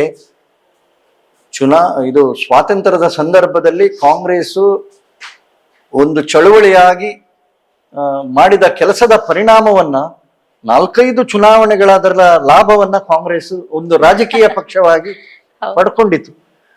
ಆದರೆ ಮತ್ತೆ ಕಾಂಗ್ರೆಸ್ಸಿನ ನೀತಿಗಳು, ಕಾಂಗ್ರೆಸ್ಸಿನ ಅವರು ನಡ್ಕೊಂಡ ರೀತಿಗಳು, ಇದನ್ನೆಲ್ಲ ನೋಡುವಾಗ ಜನರಿಗೆ ಒಂದು ಪರ್ಯಾಯ ಪಕ್ಷ ಬೇಕು ಅಂತ ಹೇಳಿ ಖಂಡಿತ. ತುರ್ತು ಪರಿಸ್ಥಿತಿಯ ಸಂದರ್ಭದಲ್ಲಂತೂ ಆಗಿನ ಕಾಲದಲ್ಲಿ ಇಡೀ ದೇಶದ ಜನ, ನಮ್ಮ ಪ್ರಜಾಪ್ರಭುತ್ವ ಎಷ್ಟು ಗಟ್ಟಿಯಾಗಿದೆ ಅಂತ ಹೇಳಿದ್ರೆ ನಂಬಲಿಕ್ಕೆ ಸಾಧ್ಯ ಇಲ್ಲದಂತಹ ರೀತಿಯಲ್ಲಿ ಆಗಿನ ಬಲಿಷ್ಠ ರಾಜಕೀಯ ವ್ಯಕ್ತಿಯಾಗಿದ್ದಂತಹ ಒಂದು ಮಾತಿತ್ತು, Indira is India, India is Indira ಅಂತ ಹೇಳಿಕೊಂಡೆಲ್ಲ ಹೇಳ್ತಿದ್ರು. ಇಂದಿರಾ ಗಾಂಧಿ ಅವರನ್ನ ಸೋಲಿಸ್ಲಿಕ್ಕೆ ಸಾಧ್ಯ ಇಲ್ಲ ಅಂತ ಹೇಳಿದಂತಹ ದಿನಗಳಲ್ಲಿ ತುರ್ತು ಪರಿಸ್ಥಿತಿಯ ನಂತರದ ಚುನಾವಣೆಯಲ್ಲಿ ಉತ್ತರ ಭಾರತದಲ್ಲಿ ಸಂಪೂರ್ಣ ಬಿರುಗಾಳಿಯ ರೀತಿಯಲ್ಲಿ ಕೆಲವು ರಾಜ್ಯಗಳಲ್ಲಿ ಕಾಂಗ್ರೆಸ್ಸಿಗೆ 0 ಸೀಟುಗಳು. ಹ್ಮ್ ಆ ರೀತಿಯಲ್ಲಿ ಒಂದು ಬದಲಾವಣೆಯನ್ನು ತಂದಿತು. ನಂತರದ ರಾಮ ಮಂದಿರ ಇದೆಲ್ಲ ಬಿಜೆಪಿ ಯಾಕೆ ಬೆಳೀತಾ ಇದೆ ಅಂತ ಹೇಳಿದ್ರೆ, ಇವತ್ತೀಗ ನಾವೇನಾದ್ರೂ ನೋಡಿದ್ರೆ ಹ್ಮ್ ಅದು ವಾಜಪೇಯಿ ಅವರು ಇರ್ಬೋದು, ಅದ್ವಾನಿ ಅವರು ಇರ್ಬೋದು, ಎಲ್ಲರ ಪರಿಶ್ರಮ, ರಾಜಕೀಯದಲ್ಲಿ ಒಂದು ನಿಲುವನ್ನ, ಸ್ಪಷ್ಟವಾದ ನಿಲುವು ಮತ್ತು ಒಂದು ದೇಶೀಯ ಚಿಂತನೆಗಳು ಭಾರತದ ಜನರ ಮನಸ್ಸಿಗೆ ಮುಟ್ಟುವ ರೀತಿಯಲ್ಲಿ ಇವತ್ತಂತೂ ಸನ್ಮಾನ್ಯ ನರೇಂದ್ರ ಮೋದಿ ಅವರ ನೇತೃತ್ವದಲ್ಲಿ ನಮ್ಮ ಹಿರಿಯರು ಕಂಡ ಕನಸುಗಳೆಲ್ಲವೂ ವಿಶ್ವಗುರು ಭಾರತ ಅನುಷ್ಠಾನಕ್ಕೆ ಬರ್ತಾ ಇರುವಂತದ್ದು. ಆಗಿನ ಕಾಲದಲ್ಲಿ ರಾಮ ಮಂದಿರದ ಹೋರಾಟ ಆಗುವಾಗ ಯಾವಾಗ ರಾಮ ಮಂದಿರ ಆಗ್ಲಿಕ್ಕೆ ಅಂತ ಹೇಳ್ತಿದ್ರು. ಕಾಶ್ಮೀರದ ಸ್ಥಿತಿಯ ಬಗ್ಗೆ ಯಾವಾಗ ಕಾಶ್ಮೀರದಿಂದ 370ನೇ ವಿಧಿ ತೆಗಿತೀರಿ ಅಂತೇಳಿ ಹೇಳ್ತಿದ್ರು. ಇಲ್ಲಿ ಬಿಜೆಪಿಯ ಸ್ಪೆಷಾಲಿಟಿ ಏನಂತ ಹೇಳಿದ್ರೆ, ಮೊನ್ನೆ ತಾನೇ ನಾವು ಪಂಡಿತ್ ದೀನ್ ದಯಾಳ್ ಜಿ ಅವರ ಜನ್ಮದಿನವನ್ನು ಆಚರಣೆ ಮಾಡಿದೆವು. ವಿಚಾರ, ಆ ವಿಚಾರಕ್ಕೆ ಸರಿಯಾಗಿ ಆ ವಿಚಾರದ ಆಧಾರದ ಮೇಲೆ ಬೆಳೆದುಕೊಂಡಂತಹ ಕಾರ್ಯಕರ್ತರು ಮತ್ತು ಕಾರ್ಯಕರ್ತರಿಂದ ಕಾರ್ಯಕ್ರಮಗಳು, ಈ ಮೂರೂ ಕೂಡ ನಮ್ಮ ಕಾರ್ಯ ಪದ್ಧತಿ ಏನಿದೆ ಅದು ವಿಶಿಷ್ಟ ಕಾರ್ಯ ಪದ್ಧತಿ. ಬೇರೆ ಯಾವುದೇ ರಾಜಕೀಯ ಪಕ್ಷದಲ್ಲಿ ಅದು ಇರುವುದಕ್ಕೆ ಸಾಧ್ಯ ಇಲ್ಲ. ಒಂದೊಂದು ಕಾರ್ಯಕರ್ತರನ್ನ ವಿಚಾರಕ್ಕೆ ಬದ್ಧವಾಗಿ ಬೆಳೆಸುವಂತಹ ರೀತಿ. ಈ ಕಾರಣಕ್ಕೆ ಭಾರತೀಯ ಜನತಾ ಪಾರ್ಟಿ ಬೇರೆ ಎಲ್ಲ ಪಕ್ಷಗಳಿಗೆ ಪರ್ಯಾಯ. ಇದು ಕಾರ್ಯಕರ್ತರ ಆಧಾರಿತ ಪಕ್ಷ, ವಿಚಾರದ ಆಧಾರಿತ ಪಕ್ಷ. ಇಲ್ಲಿ ಪ್ರಧಾನಿಯೂ ಕಾರ್ಯಕರ್ತನೇ, ಬೂತ್ ಮಟ್ಟದ ಕಾರ್ಯಕರ್ತನು ಕಾರ್ಯಕರ್ತನೇ. ಎಲ್ಲಿಯವರೆಗೆ ಆ ಮನಸ್ಥಿತಿ ಇದೆ ಅಲ್ಲಿಯವರೆಗೆ ನಮ್ಮ ಪಾರ್ಟಿ ಖಂಡಿತವಾಗಿ ಬೆಳೀತದೆ. ಖಂಡಿತವಾಗ್ಲೂ ಸರ್. ತಾವು ಅಯೋಧ್ಯೆ ಬಗ್ಗೆ ಮೆನ್ಷನ್ ಮಾಡಿದಿರಿ. ಸೊ ಅಯೋಧ್ಯೆ ಈಗ ಒಂದು ಒಳ್ಳೆ ರೀತಿಯಲ್ಲಿ ಅಯೋಧ್ಯೆ ಬೆಳೆದಿದೆ, ರಾಮ ಮಂದಿರ ನಿರ್ಮಾಣ ಆಗಿದೆ. ಆದ್ರೆ ಇದರ ಹಿಂದೆ ಸಾಕಷ್ಟು ಹೋರಾಟಗಳಾಗಿದೆ ಖಂಡಿತವಾಗ್ಲು. ಹಾಗೆ ಇದರ ಹೋರಾಟಗಳಲ್ಲಿ 3 ಬಾರಿ ಅಲ್ಲ 3 ಬಾರಿ ತಾವು ಅಲ್ಲಿಗೆ ಪ್ರಯಾಣಿಸಿದಿರ. ಅಲ್ಲಿಯ ಕರಸೇವೆ, ಅಲ್ಲಿಯ ಲಾಠಿ ಏಟು ತಿಂದಂತಹ ಇನ್ಸಿಡೆಂಟ್ಗಳಿದ್ದಾವೆ. ಸೊ ಈ ಒಂದು ಅಯೋಧ್ಯೆಯ ಹೋರಾಟಗಳು ಯಾವ ತರ ಆಯ್ತು ಸರ್ ತಮ್ದು? ಬಹುಶಃ ಭಾರತೀಯ ಜನತಾ ಪಾರ್ಟಿಗೆ ರಾಜಕೀಯವಾಗಿ ದೊಡ್ಡ ಸ್ವೀಕೃತಿ ಕೊಟ್ಟಂಥದ್ದು ಅಯೋಧ್ಯೆಯ ಹೋರಾಟವೇ. ಖಂಡಿತ. ಈ ದೇಶದಲ್ಲಿ ರಾಮನ ಒಂದು ಮಂದಿರ ನಿರ್ಮಾಣ ಮಾಡುವುದಕ್ಕೆ 500 ವರ್ಷಗಳ ಕಾಲ ಹೋರಾಟ ಮಾಡಬೇಕಾಯಿತು ಅಂತೇಳಿ ಹೇಳುವಂಥದ್ದು ಕೂಡ ಭಾರತದ ಜನರ, ಹಿಂದುತ್ವದ ನಂಬಿಕೆ ಇರುವ ಜನರ ಒಂದು ತಾಳ್ಮೆಯನ್ನ ಅದು ತೋರಿಸ್ತದೆ. ಎಲ್ಲವನ್ನು ಕೂಡ ಪ್ರಜಾಪ್ರಭುತ್ವದ ವ್ಯವಸ್ಥೆಯ ಒಳಗೆ ಮಾಡಬೇಕು ಅಂತ ಹೇಳುವಂತಹ ರೀತಿ.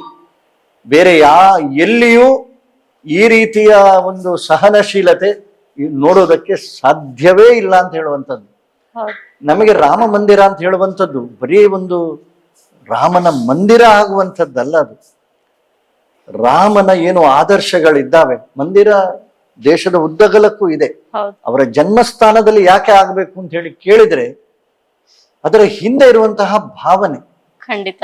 ರಾಮ ಸಾಮಾಜಿಕವಾಗಿಯೂ ಒಬ್ಬ ಆದರ್ಶ ಪುರುಷ. ಭಾರತದ ಅಸ್ಮಿತೆಯನ್ನ, ಚಿಂತನೆಯನ್ನ ಅದು ವ್ಯಕ್ತಪಡಿಸ್ತದೆ.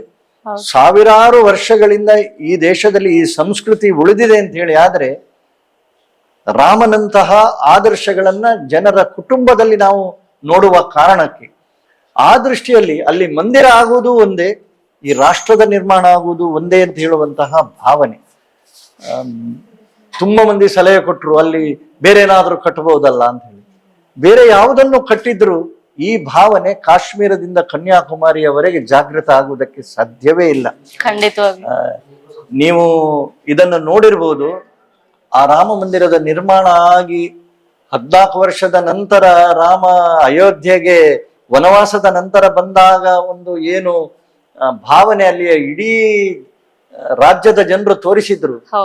ಇದು ಆಲೋಚನೆ ಮಾಡಿ 500 ವರ್ಷದ ನಂತರ ಲಕ್ಷಾಂತರ ಜನರ ತ್ಯಾಗ ಬಲಿದಾನದ ನಂತರ ಅಯೋಧ್ಯೆಯಲ್ಲಿ ರಾಮ ಮಂದಿರ ನಿರ್ಮಾಣ ಆದಂಥದ್ದು. ನಾವು ಮೊದಲ ಬಾರಿಗೆ ಹೋದಾಗ ಇಡೀ ಜನರಿಗೆ ಜಾಗೃತಿ ಆದದ್ದು ಅಂತ ಹೇಳಿದ್ರೆ ಇಡೀ ದೇಶವನ್ನ ಒಟ್ಟು ಮಾಡುವಂತಹ ಶಕ್ತಿ ರಾಮನ ಹೆಸರಿಗೆ ಇದೆ ಅಂತ ಹೇಳುವಂಥದ್ದು ಅವರ ಅನುಭವಕ್ಕೆ ಬಂತು. ಕರ್ನಾಟಕ ಸೇ ಆಯೇ ಹೇ, ಕೇರಳ ಸೇ ಆಯೇ ಹೇ, ಎಲ್ಲಿ ಹೋದ್ರು ರಾಮ ನಮ್ಮವ ಅಂತ ಹೇಳುವಂತಹ ಒಂದು ಭಾವನೆ ಏನಿತ್ತು ಅದು ಇಡೀ ರಾಷ್ಟ್ರಕ್ಕೆ ಒಂದು ಜಾಗೃತಿಯನ್ನ ಕೊಟ್ಟಿತ್ತು. ಸ್ವಾತಂತ್ರ್ಯದ ಚಳುವಳಿಯ ನಂತರ ಎರಡನೆಯ ರೀತಿಯಲ್ಲಿ ಇಡೀ ದೇಶವನ್ನ ಒಟ್ಟು ಮಾಡಿದಂಥದ್ದು ಯಾವುದು ಅಂತ ಹೇಳಿದ್ರೆ ಅದು ರಾಮ ಮಂದಿರ. ಖಂಡಿತವಾಗ್ಲೂ ಸರ್. ಅದರ ಪರಿಣಾಮವಾಗಿ ಇವತ್ತು ಭಾರತ ಯಾವ ರೀತಿಯಲ್ಲಿ ಬದಲಾವಣೆ ಆಗ್ತಾ ಇದೆ. ಬರೀ ಕೆಲವರು ಹೇಳ್ತಾರೆ ಭಾವನೆ ಅಂತ ಹೇಳಿ, ಭಾವನೆಯ ಬದುಕನ್ನ ಕಟ್ಟುವಂತದ್ದು. ಹೌದು. ನನ್ನ ದೇಶ, ನನ್ನ ಸಂಸ್ಕೃತಿ ಅಂತ ಹೇಳುವಂತಹ ಭಾವನೆಯ ಕಾರಣಕ್ಕೆ ಇವತ್ತು ದೇಶ ಒಂದಾಗಿದೆ. ಅಷ್ಟಕ್ಕೆ ಮಾತ್ರ ಅಲ್ಲ, ನಮ್ಮ ಪಾರ್ಟಿಯ ಮೂಲ ತತ್ವ ಇನ್ನೊಂದು, ಸಮಾಜದ ಕಟ್ಟ ಕಡೆಯ ವ್ಯಕ್ತಿಯು ಗೌರವಯುತವಾಗಿ ಬದುಕಬೇಕು, ಎಲ್ಲರ ಜೊತೆ ಸಮಾನವಾಗಿ ಬದುಕಬೇಕು, ಆ ದಿಕ್ಕಿನಲ್ಲಿ ಕೆಲಸ ಮಾಡಬೇಕು ಅಂತ ಹೇಳಿ ನರೇಂದ್ರ ಮೋದಿಯವರು, ವಾಜಪೇಯಿ ಅವರು ಒಂದು ಸಂದರ್ಭದಲ್ಲಿ ಹೇಳಿದ್ರು, ನಮಗಿವತ್ತು ಸಂಖ್ಯೆ ಇಲ್ಲದಿರಬಹುದು, ನಿಮ್ಮ ಸಂಖ್ಯಾಬಲ ಹೆಚ್ಚಿಗೆ ಇರುವ ಕಾರಣಕ್ಕೆ ನಾವು ಇವತ್ತು ಸೋಲಬಹುದು, ಆದರೆ ಒಂದಲ್ಲ ಒಂದು ದಿನ ಪೂರ್ಣ ಸಂಖ್ಯೆಯ ಜೊತೆಗೆ ಬಂದಾಗ ಏನೆಲ್ಲ ಮಾಡಬೇಕು ಅದನ್ನೆಲ್ಲವನ್ನು ಮಾಡಿ ತೋರಿಸ್ತೇವೆ. ಸಮಾಜದ ಕಟ್ಟ ಕಡೆಯ ವ್ಯಕ್ತಿಗೂ ಗೌರವಯುತವಾದ ಬದುಕು ಕಟ್ಟುವುದು ಒಂದು ಕಡೆ, ಆದರೆ ಸಾಂಸ್ಕೃತಿಕವಾಗಿ ಭಾರತವನ್ನ ಯಾವ ದಿಕ್ಕಿನಲ್ಲಿ ಕೊಂಡೋಗ್ತೇವೆ ಅಂತ ಹೇಳಿ ನಮಗೆಲ್ಲ ಸಂತೋಷ ಇರುವಂತದ್ದು ಆ ಕಾಲದಲ್ಲಿ ನಾವು ಬದುಕ್ತಾ ಇದ್ದೇವೆ. ನಮ್ಮ ತಂದೆಯವರಿಗೆ ಅಥವಾ ನಮ್ಮ ತಂದೆಯವರ ಹಾಗೆ ದುಡಿದಂತಹ ಎಷ್ಟೋ ಮಂದಿಗೆ ಈ ನೋಡುವ ಭಾಗ್ಯ ಸಿಗ್ಲಿಲ್ಲ, ಆದರೆ ನಮಗೆ ಸಿಕ್ಕಿದೆ. ನಾವು ಇವತ್ತಿಗೂ ಈ ಕಾರಣಕ್ಕೆ ದೇಶವನ್ನ ಇವತ್ತು, ನೀವು ಬದಲಾವಣೆ ದೃಷ್ಟಿಯಿಂದ ನಾನು ಮಾತಾಡ್ಲಿಕ್ಕೆ ಹೋಗುದಿಲ್ಲ, ಯಾಕಂದ್ರೆ ಅಷ್ಟು ಬದಲಾವಣೆಗಳು ಆಗಿದ್ದಾವೆ. ಒಂದು ಎರಡು ಕ್ಷೇತ್ರ ಅಲ್ಲ, ಎಲ್ಲ ಕ್ಷೇತ್ರಗಳಲ್ಲಿಯೂ ಭಾರತ ಇವತ್ತು ಜಗತ್ತಿಗೆ ಸರಿಸಾಟಿಯಾಗಿ ನಿಲ್ಲುವಂತಹ ರೀತಿಯಲ್ಲಿ ಬದಲಾವಣೆ ಆಗ್ತಾ ಇದೆ. ವಿಶ್ವಗುರು ಭಾರತ ಖಂಡಿತವಾಗಿಯೂ ಆಗ್ತದೆ ಅಂತ ಹೇಳುವಂತಹ ವಿಶ್ವಾಸ. ಖಂಡಿತವಾಗ್ಲೂ ಸರ್. ಹಾಗೆ ತಮ್ಮ ಸುದೀರ್ಘ ರಾಜಕೀಯ ಜೀವನದ ನಂತರ ಆಮೇಲೆ ನಿಮ್ಗೆ ವಿಧಾನ ಪರಿಷತ್ತಿನ ಸದಸ್ಯರಾಗುವಂತಹ ಅವಕಾಶವನ್ನ ಪಾರ್ಟಿ ತಮ್ಗೆ ಒದಗಿಸಿಕೊಡ್ತದೆ. ತುಂಬಾನೇ ಎಷ್ಟೋ ಜನರಿಗೆ ಈ ಸಾಕಷ್ಟು ಹಿಂದಿನ ಎಲೆಕ್ಷನ್ಸ್ ಅಲ್ಲಿ ಟಿಕೆಟ್ ಇದೆ, ಸೀಟ್ ಇದೆ, ಆತರ ಒಂದು ಕನ್ಫ್ಯೂಷನ್ಸ್ ಇತ್ತು. ಆಮೇಲೆ ಒಂದು ಪಾಯಿಂಟ್ ಅಲ್ಲಿ ಆ ವಿಧಾನ ಪರಿಷತ್ತಿನ ಸದಸ್ಯತ್ವವನ್ನ ತಮಗೆ ಸರ್ ಪಾರ್ಟಿ ಕರುಣಿಸಿಕೊಡ್ತದೆ. ಅಲ್ಲಿಂದ ನಿಮ್ಮ ಒಂದು ಜರ್ನಿ ಯಾವ ತರ ಬದಲಾಗುತ್ತೆ? ನೀವು ಸಂಘಟನೆ ಜೊತೆಗೇ ಇದ್ದಾಗ ನಿಮಗೆ ಸ್ಥಾನ ಮಾನ ಸಿಗ್ತದೋ ಸಿಗುದಿಲ್ಲವೋ ಅದು ಎರಡನೇದು. ನಿಮಗೆ ಗೊಂದಲ ಆಗೋದಿಲ್ಲ ಅಂತೇಳಿ ಕೇಳಿದ್ರೆ, ನನಗೂ ಮನಸ್ಸಿಗೆ ಗೊಂದಲ ಆಗಿದೆ. ನನ್ನ ನಂತರ ಬಂದಂಥವರು, ಮೊನ್ನೆ ಬಂದಂಥವರು ಅಂತ ಹೇಳುವಂತಹ ರೀತಿಯವರು ಕೂಡ ಮುಂದೆ ಹೋಗಿದ್ದಾರೆ. ಆದರೆ ಸಂಘಟನೆಯ ಯಶಸ್ಸಿರುವಂಥದ್ದೇ ನಮ್ಮ ಹಿರಿಯರ ಮೇಲೆ ನಾವು ನಂಬಿಕೆ ಇಡಬೇಕು. ಅವರೊಂದು ನಿರ್ಣಯ ತಗೊಳ್ತಾರೆ ಅಂತ ಹೇಳಿ ಆದ್ರೆ ಆ ನಿರ್ಣಯದ ಹಿಂದೆ ಒಂದು ಸಕಾರಣ ಇದ್ದೇ ಇರ್ತದೆ. ಕಾರ್ಯಕರ್ತನಿಗೆ ಏನಾಗಬೇಕು? ನಮ್ಮ ವಿಚಾರ ಗೆಲ್ಬೇಕು, ನಮ್ಮ ಪಾರ್ಟಿ ಗೆಲ್ಬೇಕು. ನಾನು ಗೆಲ್ಲದೇ ಇರಲಿ, ಯಾರಿಗೆ ಸೀಟು ಸಿಕ್ಕಿದೆ ಅವನಿಗೆ ನಾವು ಪೂರ್ಣ ಪ್ರಮಾಣದಲ್ಲಿ ನಮ್ಮ ಬೆಂಬಲವನ್ನ ಕೊಡ್ಬೇಕು. ಒಂದು ವೇಳೆ ಅವ ಸೋತರೆ ಸೋಲುವುದು ಅವ ಅಲ್ಲ, ಪಕ್ಷ ಸೋಲ್ತದೆ, ಪಾರ್ಟಿ ಸೋಲ್ತದೆ, ವಿಚಾರ ಸೋಲ್ತದೆ ಅಂತ ಹೇಳುವಂಥದ್ದು ಮನಸ್ಸಿನಲ್ಲಿ ಇರಬೇಕು. ಮತ್ತು ಗೊಂದಲದಿಂದ ದೂರ ಇರಬೇಕಂತ ಹೇಳಿ ಆದ್ರೆ, ನಿಮಗೆ ಯಾವುದಾದ್ರೂ ಸ್ಥಾನಮಾನ ಸಿಗಬೇಕು ಅಂತ ಹೇಳುವಂಥದ್ದು ಇದೆ ಅಂತ ಹೇಳಿ ಆದ್ರೆ, ಅದು ನನ್ನ ಅನುಭವ, ಅದು ನಿಮ್ಮನ್ನ ಹುಡುಕಿಕೊಂಡು ಬಂದು ನಿಮಗೆ ಕೊಡ್ತದೆ. ನೀವು ಸಿಗಲೇಬೇಕು ಅಂತ ಹೇಳುವ ಹಠದಲ್ಲಿ ಅದರ ಪ್ರಯತ್ನ ಮಾಡಬಾರದು ಅಂತ ಹೇಳುವಂಥದ್ದು ಅದರ ಅರ್ಥ ಅಲ್ಲ.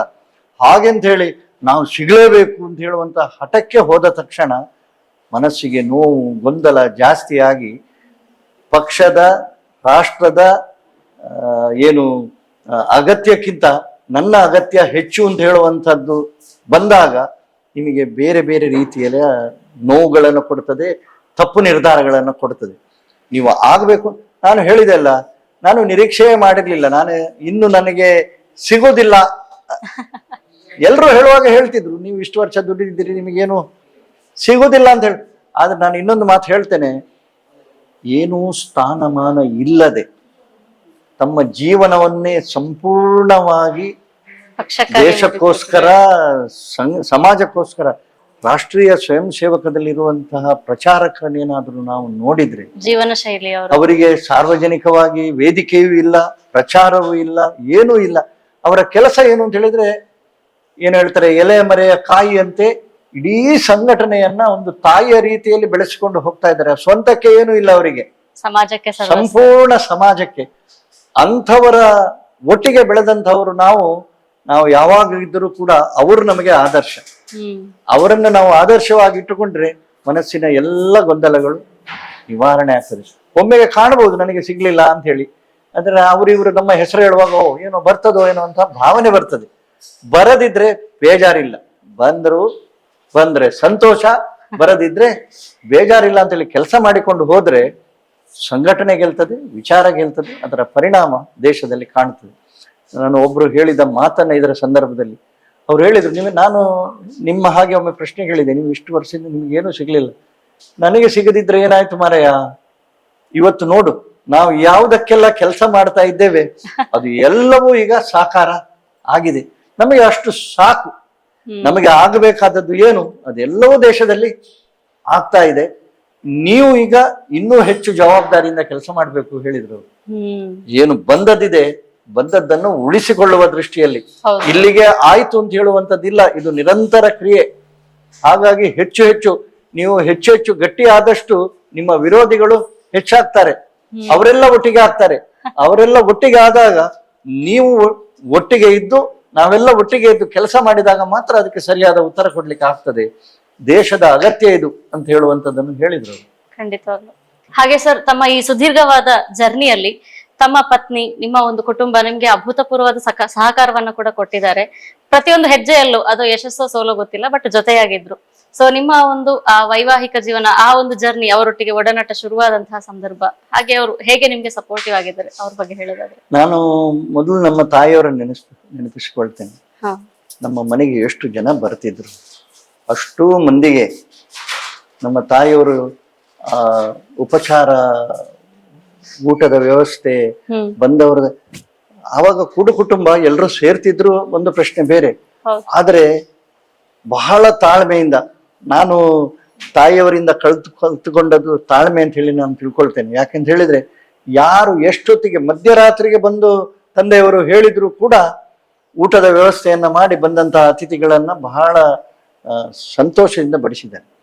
ನನ್ನ ಶ್ರೀಮತಿ ಖಂಡಿತವಾಗಿ ಈಗ ಕಾಣುತ್ತದೆ ನನಗೆ. ನಾನು ಹೇಳಿದ್ರೆ ರಾಜಕೀಯವಾಗಿ ಮದುವೆ ಆದ ತಕ್ಷಣವೇ ನನಗೆ ಈ ಎಲ್ಲ ದೊಡ್ಡ ದೊಡ್ಡ ಜವಾಬ್ದಾರಿಗಳೆಲ್ಲ ಸಿಕ್ಕಿತು. ಬಸ್ಸಲ್ಲೇ ಪ್ರಯಾಣ ಹೆಚ್ಚಿಗೆ ಮಾಡಿದ್ದು. ನಾನು ಜಿಲ್ಲಾಧ್ಯಕ್ಷರಾಗಿ ಎರಡು ಟರ್ಮ್ ಅಲ್ಲಿ ಕೆಲಸ ಮಾಡಬೇಕಾಯ್ತು. ಒಂದು ಬೆಳಿಗ್ಗೆ ಹೋದ್ರೆ ಮಧ್ಯರಾತ್ರಿ 11-12 ಗಂಟೆ ಆಗ್ತಿತ್ತು. ನನಗೋಸ್ಕರ ಕಾಯ್ತಾ ಇದ್ರು.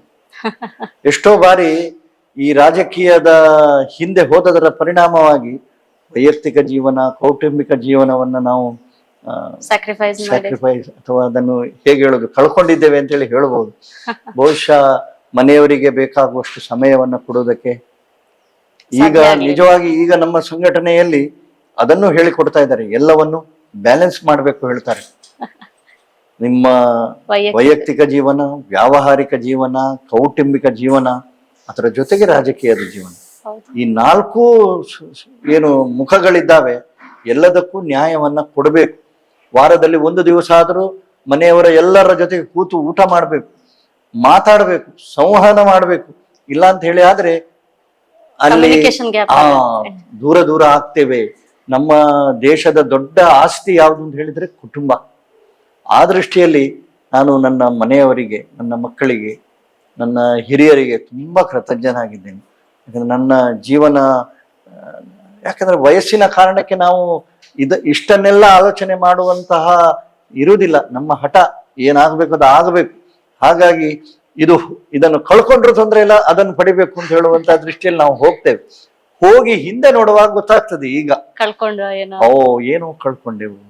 ನನ್ನ ಮಕ್ಕಳ ಜೊತೆಗೆ ನಾನು ತುಂಬಾ ಸಮಯ ಕಳೀಲಿಲ್ಲ. ಮಕ್ಕಳು ಏನ್ ಮಾಡ್ತಾ ಇದ್ದಾರೆ, ಎಂತ ಮಾಡ್ತಾ ಇದ್ದಾರೆ ಅಂತ ಹೇಳುವುದರ ಬಗ್ಗೆ ನಾನು ವಿಶೇಷ ಗಮನ ಕೊಡ್ಲಿಲ್ಲ ಅಂತ ಹೇಳುವಂತ ಭಾವನೆ ಬರ್ತದೆ. ಆದರೆ ಒಂದು ಸಮಾಧಾನ ಏನು ಅಂತ ಹೇಳಿದ್ರೆ, ಬಹುಶಃ ನನ್ನನ್ನು ಅವರು ನೋಡಿದ್ದಾರಲ್ಲ, ಆ ಕಾರಣಕ್ಕೆ ಅವರು ಕೂಡ ತುಂಬಾ ಜವಾಬ್ದಾರಿಯುತವಾಗಿ ಅವರವರ ಬದುಕನ್ನ ಕಟ್ಟಿಕೊಂಡಿದ್ದಾರೆ. ಏನು ಶಿಕ್ಷಣ ಪಡೆದಿದ್ದಾರೆ. ಇವತ್ತು ಜೀವನದಲ್ಲಿ ಒಂದು ರೀತಿಯಲ್ಲಿ ಸೆಟ್ಲ್ ಆಗಿದ್ದಾರೆ. ನಾವು ಒಳ್ಳೇದು ಮಾಡಿದ್ರೆ ಬಹುಶಃ ಅಲ್ಲಿಯೂ ಅದರ ಪ್ರತಿಫಲನ ಆಗ್ತದೆ. ಹೌದು. ಹಾಗೆ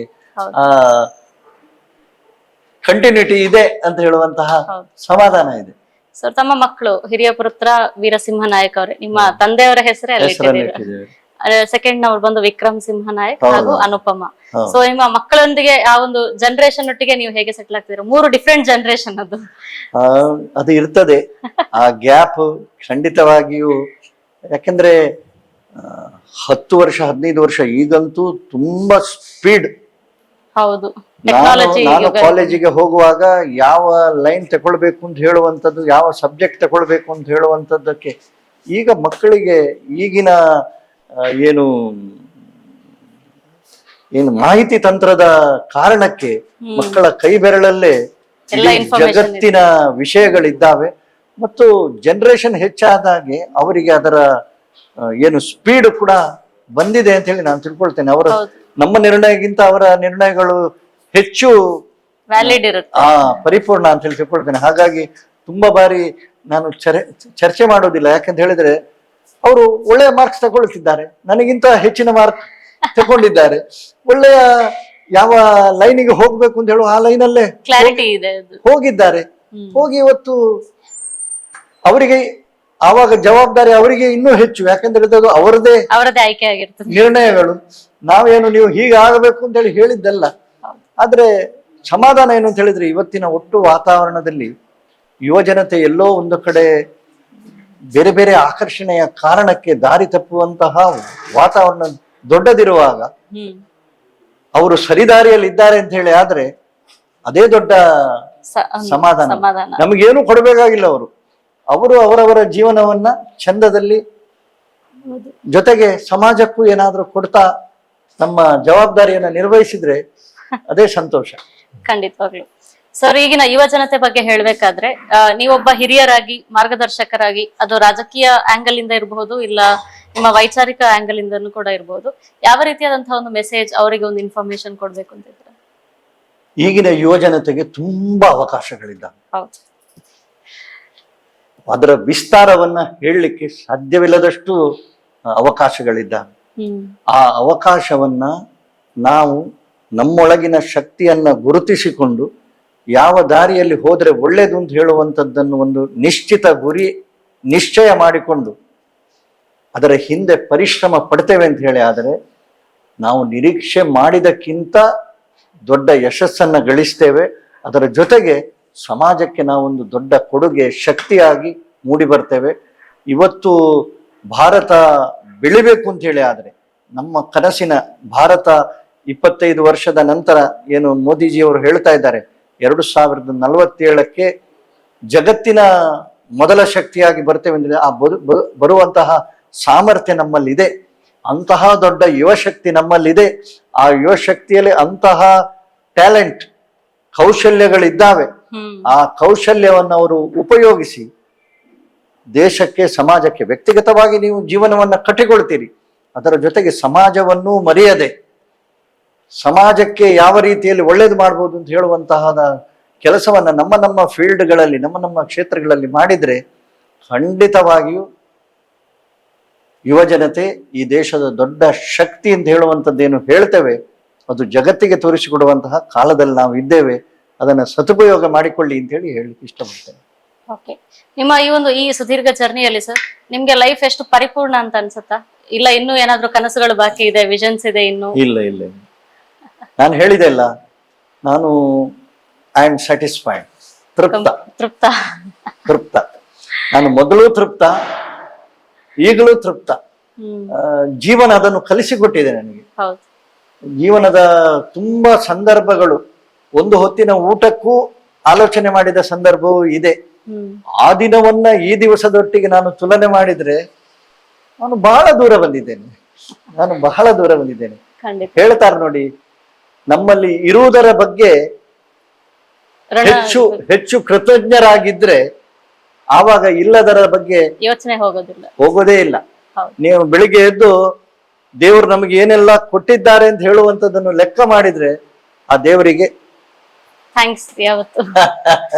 ಹಾಗೆ ನಿಮ್ಮ ಫ್ಯಾಮಿಲಿ ಅವ್ರ ಬಗ್ಗೆ ಹೇಳಿದ್ವಿ ಸರ್. ಹಾಗೆ ನಿಮ್ಮ ಈ ಜರ್ನಿಯಲ್ಲಿ ಸಾಕಷ್ಟು ಸ್ನೇಹ ಬಳಗ ನಿಮಗೆ ಇದೆ. ನಿಮ್ಮ ಜೊತೆಯಾಗಿ ನಿಂತವರು, ನಿಮ್ಮ ಒಂದು ಒಡನಾಟದಲ್ಲಿ ಪ್ರತಿ ಹೆಜ್ಜೆಯಲ್ಲೂ ಜೊತೆಯಾಗಿದ್ದಂತ ನಿಮ್ಮ ಒಂದು ಸ್ನೇಹ ವರ್ಗ ಇದೆ. ತುಂಬಾ ದೊಡ್ಡ ಸರ್ಕಲ್ ಇದೆ ಅದು. ಸೊ ಅವ್ರ ಬಗ್ಗೆ ಹೇಳೋದಾದ್ರೆ ಒಂದಷ್ಟು ಸಿಹಿ ಮೆಮರೀಸ್. ಖುಷಿ ಆಗ್ತದೆ ಅವರನ್ನೆಲ್ಲ ನೆನಪಿಸಿಕೊಳ್ಳುವಾಗ. ಅದು ಬಾಲ್ಯದಿಂದ ಹಿಡಿದು ಇವತ್ತಿನವರೆಗೆ ಹ್ಮ್ ಏನು ಜೀವನದ ಸುಂದರ ಕ್ಷಣಗಳನ್ನ ಹ್ಮ್ ಸ್ನೇಹಿತರು ಅಂತ ಹೇಳುವಂತಹ ಅಪಾರ ಸ್ನೇಹಿತರನ್ನು ನಾನು ಪಡ್ಕೊಂಡಿದ್ದೇನೆ. ಹೌದು ಹೆಸರು ಹೇಳ್ತಾ ಹೋದ್ರೆ ಅದೇ ಒಂದು ಬಹಳ ದೊಡ್ಡ ಪಟ್ಟಿ ಇದೆ. ಹೌದು ಆದ್ರೆ ನನ್ನದೊಂದು ಸಣ್ಣ ದೌರ್ಬಲ್ಯ ಅಂತೇಳಿ ಹೇಳ್ಬೋದು. ನಾನು ಬಹಳ ಸಂಪರ್ಕದಲ್ಲಿ ಇಟ್ಟುಕೊಂಡದ್ದು ಸ್ವಲ್ಪ ಕಡಿಮೆ. ಆದರೆ ಅವರು ಎದುರಿಗೆ ಬಂದ್ರೆ ಅದು ಎಲ್ಲವೂ ಮತ್ತೆ ಪುನಃ ಮೆಲುಕು ಹಾಕುವಂತ ಸಂದರ್ಭ. ಅಲ್ಲ, ಅದು ಪುನಃ ಕನೆಕ್ಟ್ ಆಗ್ತದೆ, ಹೌದು ಪುನಃ ಸೇರಿಕೊಳ್ತದೆ. ನಾನು ಎಷ್ಟೋ ಸರ್ತಿ ಹೇಳೋದುಂಟು, ನೀವು ಏಕವಚನದಲ್ಲಿ ಮಾತಾಡ್ತಾ ಇದ್ದೀರಿ ಅಂತ ಹೇಳಿ ಆದ್ರೆ ಆ ಸ್ನೇಹದ ಕಾರಣಕ್ಕೆ ಅವರು ಮತ್ತೆ ಸಿಗುವಾಗ ಅದೇ ಮಾತುಗಳು ನಿಮ್ಮ ಬಾಯಿಂದ ಬರ್ತದೆ ಅಂತ ಹೇಳಿ ಆದ್ರೆ ಆ ಸ್ನೇಹವನ್ನ ನೀವು ಗಟ್ಟಿಯಾಗಿ ಉಳಿಸಿಕೊಂಡಿದ್ದೀರಿ. ನೀನು ಅಂತ ಹೇಳುವಲ್ಲಿ ನೀವು ಬಂತು ಅಂತ ಹೇಳಿದ್ರೆ ಎಲ್ಲೋ ಒಂದು ಸಣ್ಣ ಗ್ಯಾಪ್ ಬಂದಿದೆ ಅಂತ ಹೇಳಿ ಲೆಕ್ಕ. ನಾನು ಹೆಸರು ಹೇಳ್ತಾ ಹೋದ್ರೆ ನಿಮ್ಮ ತಂದೆಯವರು ಇದ್ದಾರೆ, ಕುಶಾಲಪ್ಪ ಗೌಡ್ರು ಇದ್ದಾರೆ, ಪ್ರಸಾದ್ ಇದ್ದಾರೆ, ಪ್ರಭಾಕರ್ ಬಂಗೇರ್ ಇದ್ದಾರೆ. ಎಲ್ಲ ಸಾರ್ವಜನಿಕ ಜೀವನದಲ್ಲಿ ಕೆಲಸ ಮಾಡಿದವರಿಗೆ ಈ ರೀತಿಯ ಸ್ನೇಹಾಚಾರ ಸಾಮಾನ್ಯವಾಗಿ ನಾನು ಬಹುಶಃ ನನ್ನ ಬರೀ ವ್ಯಕ್ತಿಗತ ಜೀವನಕ್ಕೆ ವ್ಯಾವಹಾರಿಕ ಜೀವನಕ್ಕೆ ನಾನು ಅಂಟಿಕೊಂಡಿರ್ತಿದ್ರೆ ಇಷ್ಟು ದೊಡ್ಡ ಸ್ನೇಹದ ಬಳಗ ಸಂಪತ್ತು ನನ್ನದಾಗ್ಲಿಕ್ಕೆ ಸಾಧ್ಯ ಇಲ್ಲ. ನಾನು ಇವತ್ತು ಯಾವ ಊರಿಗೆ ಹೋದರೂ ನನ್ನನ್ನು ಒತ್ತಾಯದಲ್ಲಿ ಮನೆಗೆ ಕರ್ಕೊಂಡು ಹೋಗುವಂತಹ ಸ್ನೇಹಿತರು ಇದ್ದಾರೆ. ಬನ್ನಿ ಒಂದು ಸ್ವಲ್ಪ ಹೊತ್ತು ನಮ್ಮ ಜೊತೆ ಇರಿ ಅಂತ ಹೇಳುವಂತಹ ಸ್ನೇಹ ಖಂಡಿತವಾಗಿ ಯಾವುದೇ ಊರಿಗೆ ಹೋಗಿ ನೀವು ದೊಡ್ಡ ಆಸ್ತಿ ನಿಮಗೆ, ಖಂಡಿತ ಆಸ್ತಿ. ಮತ್ತೆ ಬದುಕಿನಲ್ಲಿ ಬೇರೆ ಏನು, ಅದೇ ದೊಡ್ಡ ಆಸ್ತಿ. ಹೌದು. ಹಾಗೆ ಸರ್, ನಿಮ್ಮ ಈ ಜರ್ನಿಯಲ್ಲಿ ನೀವ್ ಯಾರಿಗಾದ್ರೂ ಥ್ಯಾಂಕ್ಸ್ ಹೇಳ್ಬೇಕು, ಸಾರಿ ಹೇಳ್ಬೇಕು ಅಂತಿದ್ರೆ ಯಾರಿಗೆ ಹೇಳ್ಬೇಕು ಅಂತಿದ್ರೆ? ಥ್ಯಾಂಕ್ಸ್ ನಾನು RSS ಗೆ ಹೇಳಬೇಕು, ನನ್ನ ತಂದೆ ತಾಯಿಯವರಿಗೆ ಹೇಳಬೇಕು, ನನ್ನ ಕಲಿಸಿದ ಗುರುಗಳಿಗೆ ಹೇಳಬೇಕು. ವ್ಯಕ್ತಿಗತವಾಗಿ ನಾನು ಒಂದು ಹೆಸರು ಅಂತ ಹೇಳಲಿಕ್ಕೆ ಹೋಗುದಿಲ್ಲ. ಇವರು ಎಲ್ರೂ, ಯಾಕಂದ್ರೆ ಸಮಾಜದಿಂದಾಗಿ ನಮ್ಮ ಬದುಕು. ನೀವು ಒಳ್ಳೇದು ಮಾಡ್ತೀರಿ ಅಂತ ಹೇಳಿ ಆದ್ರೆ ಸಮಾಜ ನಿಮ್ಮನ್ನು ಪ್ರೋತ್ಸಾಹಿಸ್ತದೆ, ನಿಮಗೆ ಸಹಾಯ ಮಾಡ್ತದೆ. ನಾನು ಹೇಳಿದೆ ಅಲ್ಲ, ನಾವು ಅತ್ಯಂತ ಕಷ್ಟ ಕಾಲದಲ್ಲಿ ಇದ್ದಾಗಲೂ ಕೂಡ ಸಮಾಜ ನಮ್ಮನ್ನು ಬಿಟ್ಟು ಹಾಕ್ಲಿಲ್ಲ, ಖಂಡಿತ ಬಿಟ್ಟು ಹಾಕ್ಲಿಲ್ಲ. ಆ ದೃಷ್ಟಿಯಲ್ಲಿ ಬೇಸರ ನೀವು ಹೇಳ್ತೀರಿ ಅಂತ ಹೇಳಿ ಆದ್ರೆ ನಾನು ನನ್ನ ಮಕ್ಕಳಿಗೆ, ನನ್ನ ಮನೆಯವರಿಗೆ ಹೇಳಬೇಕು, ಟೈಮ್ ಕೊಡ್ಲಿಲ್ಲ, ನಿಮಗೆ ಟೈಮ್ ಕೊಡ್ಲಿಲ್ಲ ನಾನು, ನೀವು ಕೊಟ್ಟಷ್ಟು. ಈಗಲೂ ನನ್ನ ಟೈಮ್ ಥ್ಯಾಂಕ್ ಯು ಅದಕ್ಕೆ. ಸೊ ಅವರಿಗೆ ನಾನು ಈ ಕಾರ್ಯಕ್ರಮ ಮುಖಾಂತರ ಸಾರಿ ಹೇಳ್ತೇನೆ ಡಿಲೇ ಮಾಡ್ತಾ ಇರೋದಕ್ಕೆ. So thank you. ಹಾಗೆ ಸರ್, ತಾವು ಒಳ್ಳೆ ಹಾಡುಗಾರರು, ಒಳ್ಳೆ ಭಜನೆಯನ್ನು ಮಾಡ್ತೀರಾ, ಒಳ್ಳೆ ದೇಶಭಕ್ತಿ ಗೀತೆಗಳನ್ನ ತುಂಬಾನೇ ಚೆನ್ನಾಗಿ ಹಾಡ್ತೀರಾ ಸರ್. ಸೊ ಈ ಒಂದು ಕಾರ್ಯಕ್ರಮದಲ್ಲಿ ಒಂದು ಸಾಂಗ್ ಬರ್ಬೇಕು, ಒಂದು ಪ್ಯಾರ ಆದ್ರೂ ಪರವಾಗಿಲ್ಲ. ನಾನು ಮೊನ್ನೆ ಶಾಸಕರ ಒಂದು ಚಿಂತನ ಶಿಬಿರ ಇತ್ತು ನಮ್ಮ ಪಾರ್ಟಿದು, ಅಲ್ಲಿ ಒಂದು ವೈಯಕ್ತಿಕ ಗೀತೆ ಹಾಡಿದ್ದೆ, ಅದರ ಒಂದು ಸ್ಟ್ಯಾಂಜ ಹೇಳ್ತೇನೆ. Okay sir. ಓ ದಾರಿಗನೆ ಪ್ರಿಯನೇಹಿಗನೆ, ಗೈಯುವ ಬಾನವ ಯುಗ ನಿರ್ಮಾಣ, ಸಮಾಜ ದೇವತೆಗರ್ಪಿತವಾಗಲಿ, ನಮ್ಮೆಲ್ಲರ ತನು ಮನಧನ ಪ್ರಾಣ, ಭ್ರಮೆಯನ್ನು ಕೊಡವಿಕೋ ಕಣ್ತೆರದರಿತುಕೋ, ಮಾನವ ಜೀವನದನಂತ ಮಹಿಮೆ, ಬಿಸಿಯಾರುವ ಮೊದಲೇ ಜಗವರಿಯಲಿ, ನಿನ್ನಯ ಪವಿತ್ರ ರಕ್ತದ ಹಿರಿಮೆ. ಓ ದಾರಿಗನೆ ಪ್ರಿಯನೇಹಿಗನೆ. ಬ್ಯೂಟಿಫುಲ್, ಧನ್ಯವಾದ. ಉಂಟು. ಹಾಗೆ ಸರ್, ತುಂಬಾ ಚೆನ್ನಾಗಿ ಹಾಡಿದ್ದೀರಾ, ಥ್ಯಾಂಕ್ ಯು. ಅದರ ಜೊತೆಗೆ ನಾನು ಇಷ್ಟು ಪುಟ್ಟವಳಾಗಿ, ನನಗೆ ಬುದ್ಧಿ ಬಂದಾಗಿಂದ ಕೂಡ ನಾನು ನಿಮ್ಮನ್ನ ನೋಡಿದವಳು. ಪಾರ್ಟಿ ಮೀಟಿಂಗ್ಸ್ ಎಲ್ಲ ಮನೆಯಲ್ಲಿ ಆಗ್ತಾ ಇತ್ತು, ಆ ಬೈಕಲ್ಲಿ ಓಡಾಡ್ತಿದ್ದದ್ದು ಸ್ವಲ್ಪ ಮಟ್ಟಿಗೆ ನಂಗೆ ಅವೇರ್ನೆಸ್ ಇದೆ. ಸೊ ಅಲ್ಲಿಂದ ಇಲ್ಲಿಯವರೆಗಿನ ನನ್ನ ಜರ್ನಿಯಲ್ಲಿ ಕೂಡ ಪ್ರೋತ್ಸಾಹಭರಿತರಾಗಿ ಯಾವತ್ತು ಜೊತೆಯಾಗಿ ನಿಂತಿದ್ದೀರಾ. ಅದಕ್ಕೆ ಈ ಕಾರ್ಯಕ್ರಮದ ಮುಖಾಂತರ ತಮ್ಗೆ ಥ್ಯಾಂಕ್ಸ್ ಹೇಳಲಿಕ್ಕೆ ಇಷ್ಟಪಡ್ತೇನೆ. ಇವತ್ತು ಇಂಟರ್ವ್ಯೂ ಅಂತ ಕರೆದಾಗ್ಲೂ ಕೂಡ ತಮ್ಮ ಈ ಟೈಮ್ ಪ್ರೆಷರ್ ಇದ್ರೂ ಕೂಡ ನಮ್ಮ ಈ ಕಾರ್ಯಕ್ರಮಕ್ಕೆ, ಈ ಒಂದು ಎಪಿಸೋಡ್ಗೆ ಟೈಮ್ ಕೊಟ್ಟಿದ್ದೀರಾ.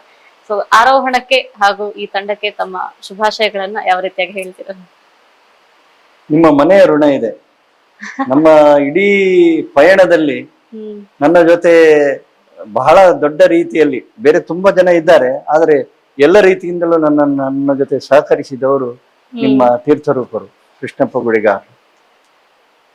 ಅವರ ಪ್ರಭಾವವೂ ಇದೆ. ಅವರು ಸಮಸ್ಯೆಗಳನ್ನು ನೋಡುವ ರೀತಿ, ಅದನ್ನು ಸುಧಾರಿಸುವ ರೀತಿ, ಹ್ಮ್ ಅದರ ಜೊತೆಗೆ ನೀವು ಉದಯೋನ್ಮುಖರಿದ್ದೀರಿ. ನಿಮ್ಮ ಈ ತಂಡದ ಜೊತೆಗೆ ಹೊಸ ಹೊಸ ರೀತಿಯಲ್ಲಿ ಆಲೋಚನೆಗಳನ್ನು ಮಾಡ್ತಾ ಸಮಾಜಕ್ಕೆ ಬೇರೆ ಬೇರೆ ರೀತಿಯ ಸೇವೆಯನ್ನ ಮಾಡ್ತಾ ಇದ್ದೀರಿ. ಸಮಾಜ ಒಳ್ಳೇದಾಗಬೇಕು ಅಂತ ಹೇಳುವ ಕಾರಣಕ್ಕೆ ಬಹುಶಃ ನನ್ನ ಅಭಿಪ್ರಾಯದಲ್ಲಿ ಇದು ಒಂದು ಅದೇ ಪ್ರಯತ್ನದ ಭಾಗ. ಹೌದು. ಜೀವನದಲ್ಲಿ ಯಾರೆಲ್ಲ ಏನೇನು ಕಷ್ಟಗಳನ್ನ ದಾಟಿ ಜೀವನದಲ್ಲಿ ಸಾಧನೆ ಮಾಡಿದ್ದಾರೆ ಅವರನ್ನ ಸಮಾಜಕ್ಕೆ ಪರಿಚಯಿಸುವಂತಹ ಪ್ರಯತ್ನ. ಹೌದು. ಆ ದೃಷ್ಟಿಯಲ್ಲಿ ಒಬ್ಬ ಅಳಿಲು ಸೇವೆ ಮಾಡಿದ ನನ್ನನ್ನು ಕೂಡ ಒಂದು ಈ ಕಾರ್ಯಕ್ರಮದಲ್ಲಿ ಕರೆದು ಮಾತಾಡಿಸಿದ್ದೀರಿ. ನಿಮ್ಮ ಭವಿಷ್ಯ ಒಳ್ಳೇದಾಗ್ಲಿ, ನಿಮ್ಮ ಇಡೀ ತಂಡಕ್ಕೆ ಒಳ್ಳೇದಾಗ್ಲಿ, ದೇಶಕ್ಕೆ ಒಳ್ಳೇದಾಗ್ಲಿ ಅಂತ ಹೇಳುವಂತಹ ಭಾವನೆಯ ಜೊತೆಗೆ ಧನ್ಯವಾದ. ಹಾಗೆ ಸರ್, ಈ ಒಂದು ಕಾರ್ಯಕ್ರಮಕ್ಕೆ ತಾವು ಆಗಮಿಸಿ ಈ ಒಂದು ಟೈಮ್ ಕೊಟ್ಟಿದ್ದಕ್ಕೆ ಥ್ಯಾಂಕ್ ಯು ಸೋ ಮಚ್.